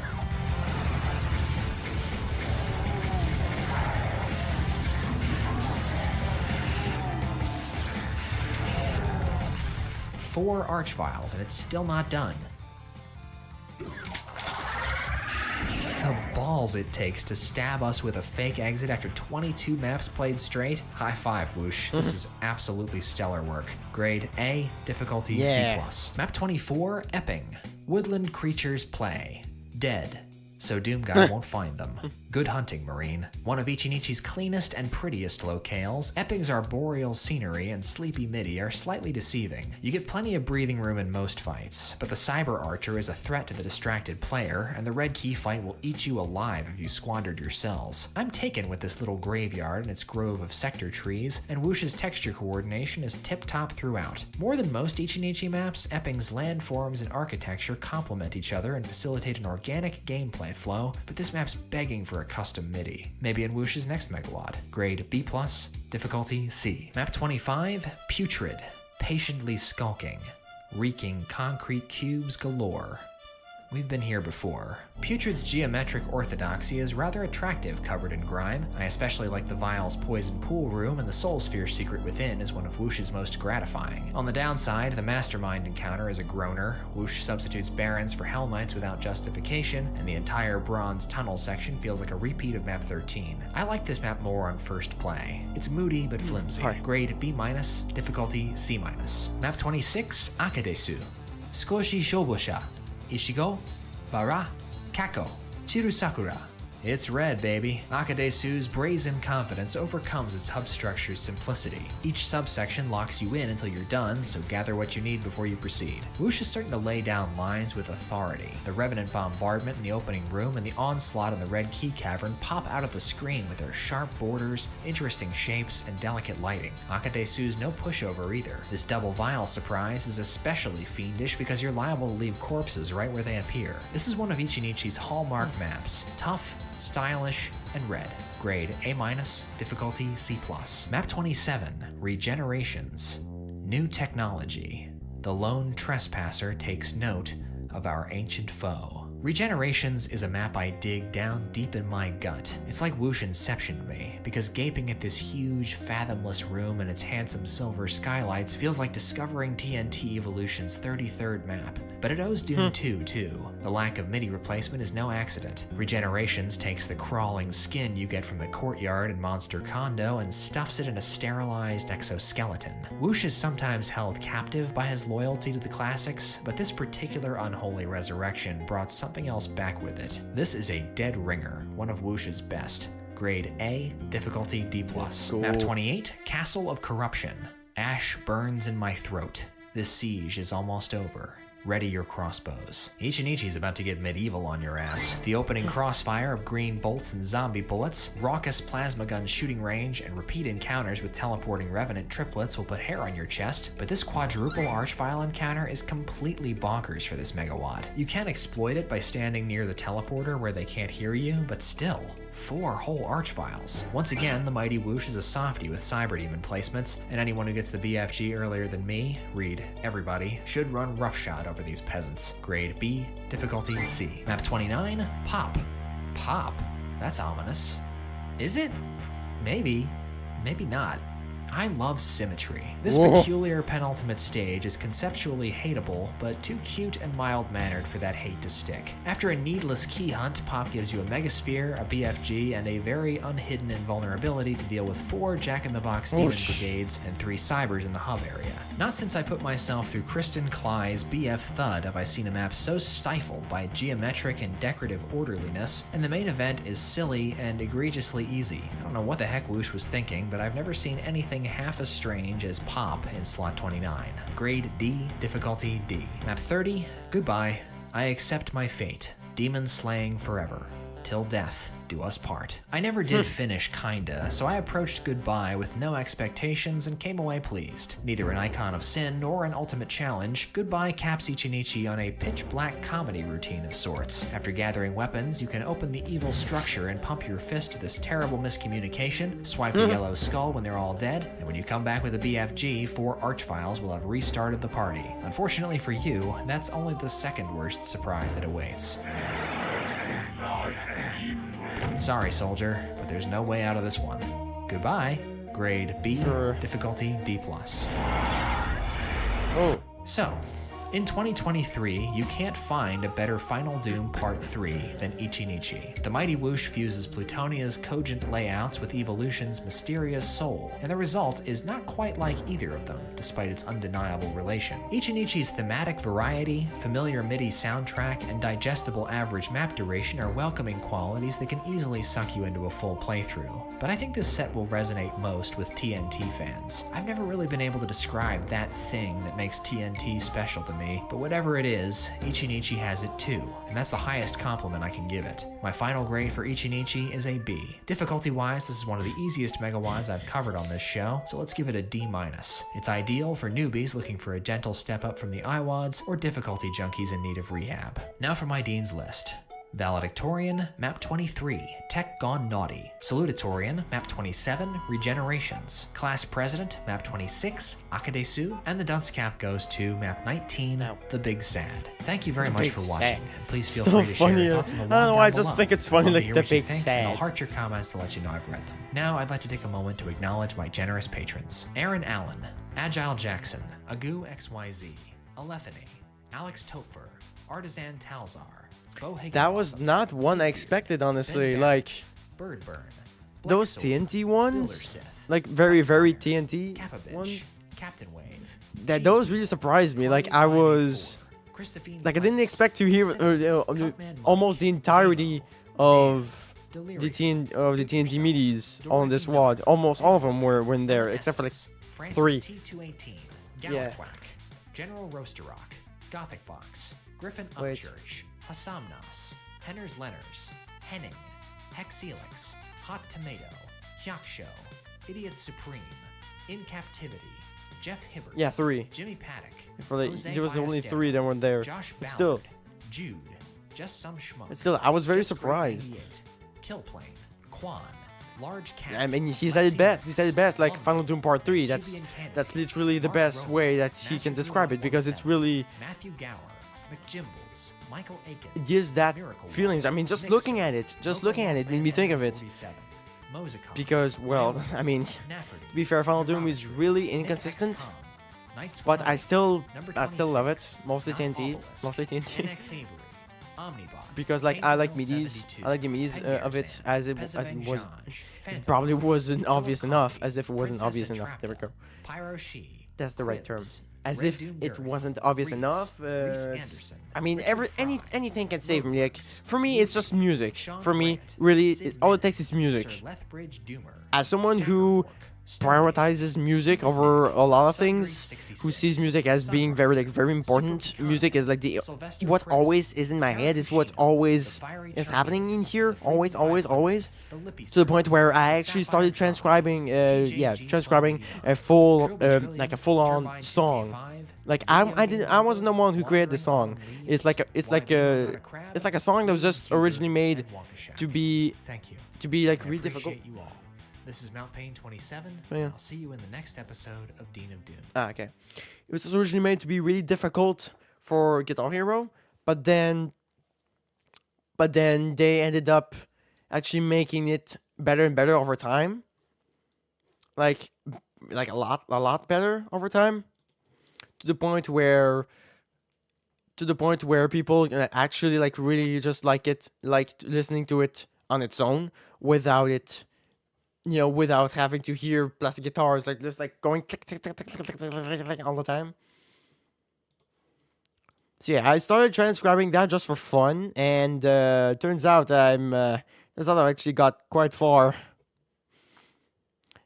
Considering that I've already played the song, like the original audio of the song, on the stream without having any like claims on it. Literally nothing. I had like nothing. I would want you guys to see what I've been doing on my own free time for the past few months. Ever since school started, this is what I've been doing in my free time. This is like so stupid. Like, why would anyone want to do this? But I do it. Why? Because it's personally satisfying to me. It really is. So, without further ado, here is my transcription of, from what I've done so far. I'm like halfway through my transcription of Soulless by Exile Lord. And again, before you tell me about copyright, I've played the original song on the channel during a stream, and I didn't get a single copyright claim on it. So we're fine for that. So here's what I've been doing for the past 2 months, past 2 or 3 months. I don't know. It's just something I'm proud of.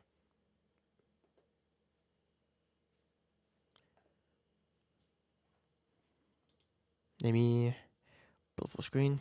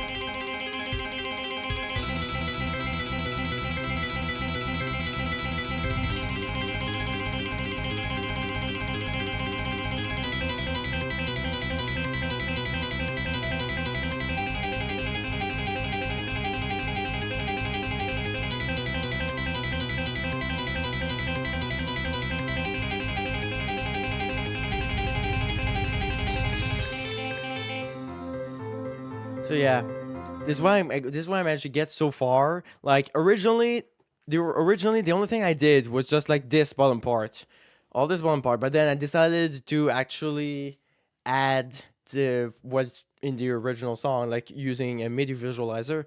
It's actually a lead guitar, rhythm guitar, bass guitar, and drum set. Normally, this is all the only four things that are here, but I decided to later. I this decided to add these later after actually transcribing the whole song on my own.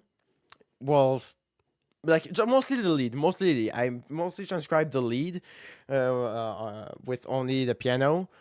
So then I ended up like changing it because I wanted it to sound more full. I wanted to sound even better, to have everything, literally to have everything. So after that, I thought I was going to like just copy paste everything from piano to like lead guitar, and then like this part here to just copy paste it to bass guitar as well.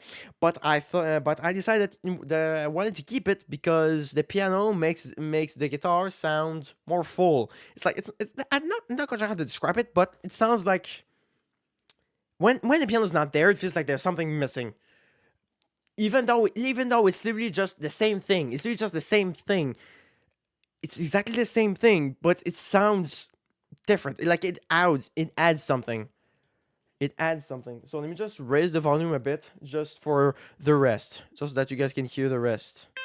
By the way, like these things are like section names. These are the actual names of the section. I'm not joking. Okay.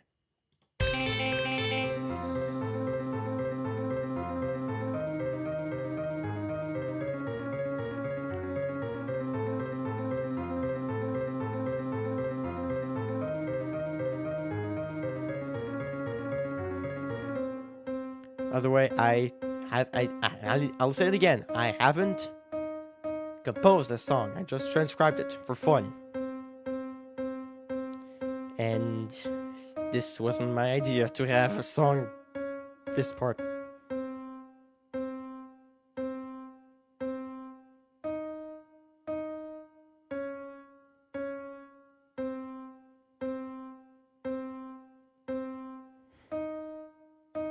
Yeah, this takes a while.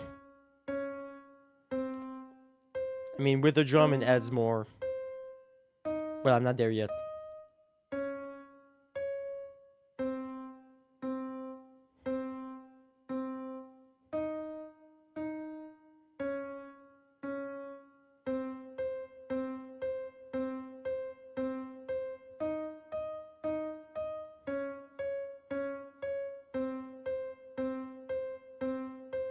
Here comes my favorite part, which was also the hardest thing to write, but goddamn, it sounds so great.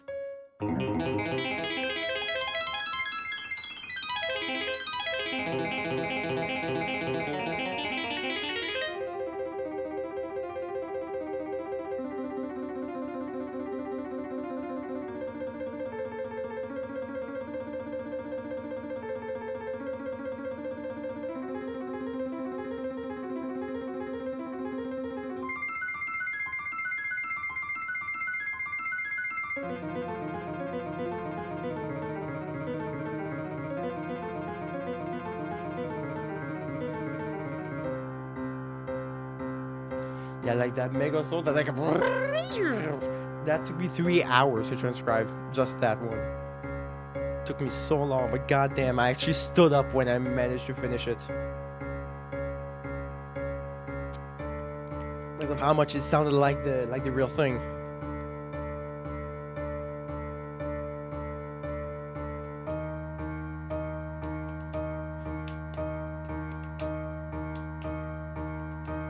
Yeah, this looks cursed, but...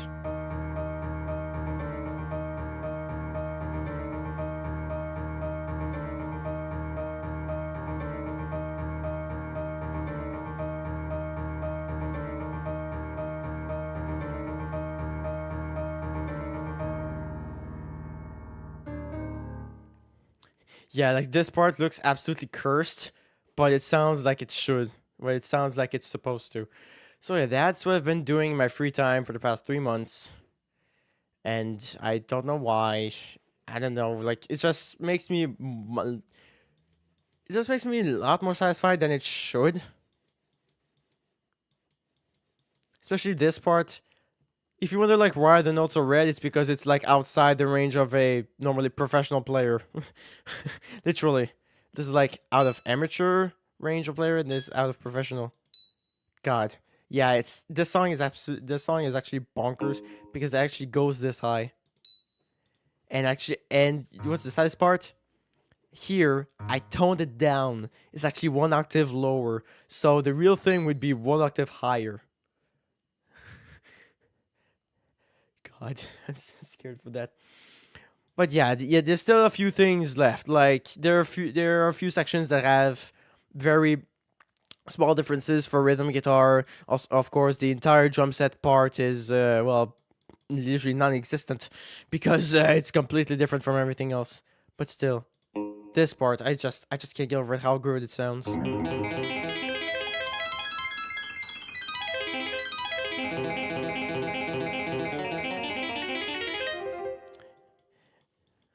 I mean, I know it sounds like kind of cursed, especially with this, but with also this goes from this to this, which is 6 octaves, which is freaking ridiculous. But I mean, come on, you gotta admit that sounds cool. You gotta admit that sounds kind of cool. And you know, I transcribed this by actually listening to the song very, very slowly, and also looking at video of a MIDI visualizer of this song. I gave more effort than that than the amount of effort I've gave in the 10 years that I've been in school. And I'm not even done with this. But I've gotten much more satisfaction from this, in 3 months, than satisfaction I've gained from school in 10 years. I think it says something about me. But there was also this one, which was also made by Exile Lord, the song, but I didn't do much. I admit. It was just the intro, which was really something to do. I mean, look at this. This looks cursed as all balls. Begin.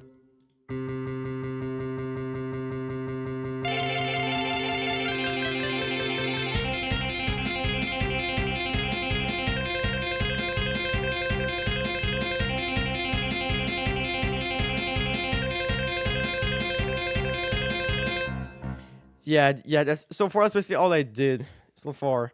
Really, just this part took me so freaking long. The sweep. But it sounds so cool. Come on, you gotta admit it sounds cool. Come on.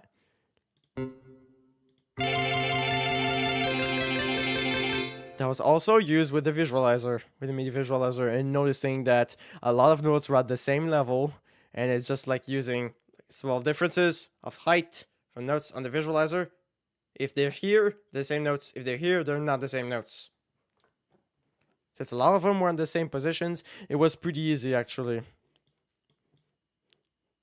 But still, I think it's like I skipped a section at some point. But yeah, here, even though it's just the bass, I still think it sounds great.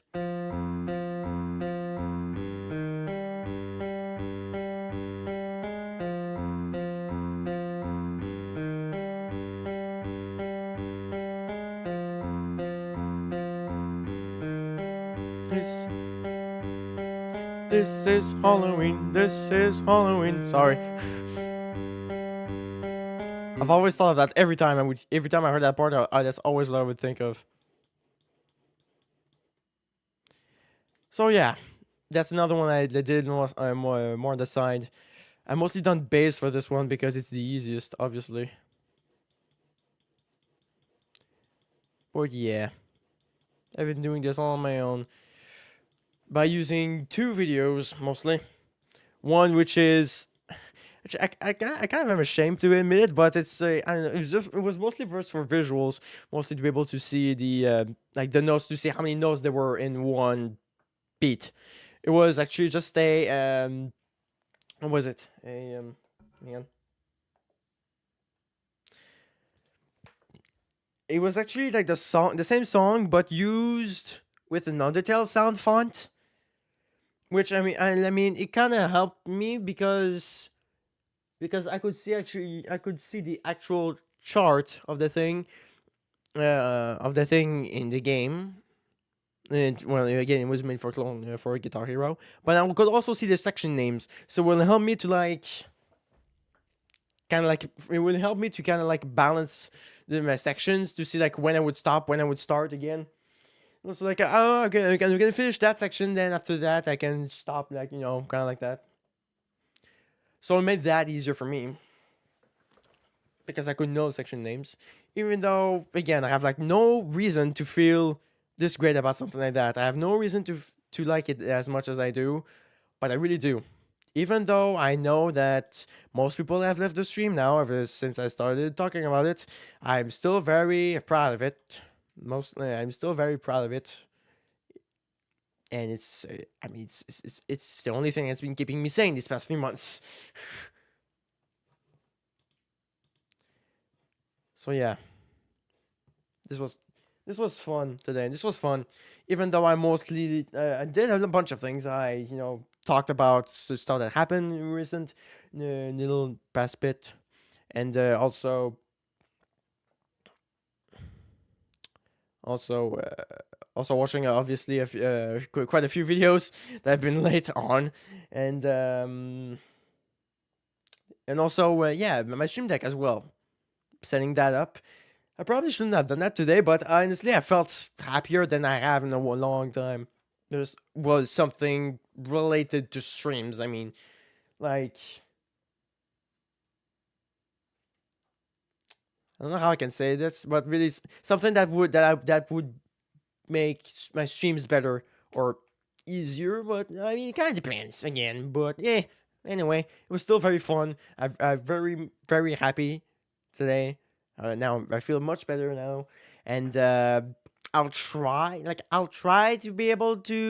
to stream tomorrow, because again I do have some stuff to do, have some homework to do, but again I'll try to be able to stream tomorrow. I'll try.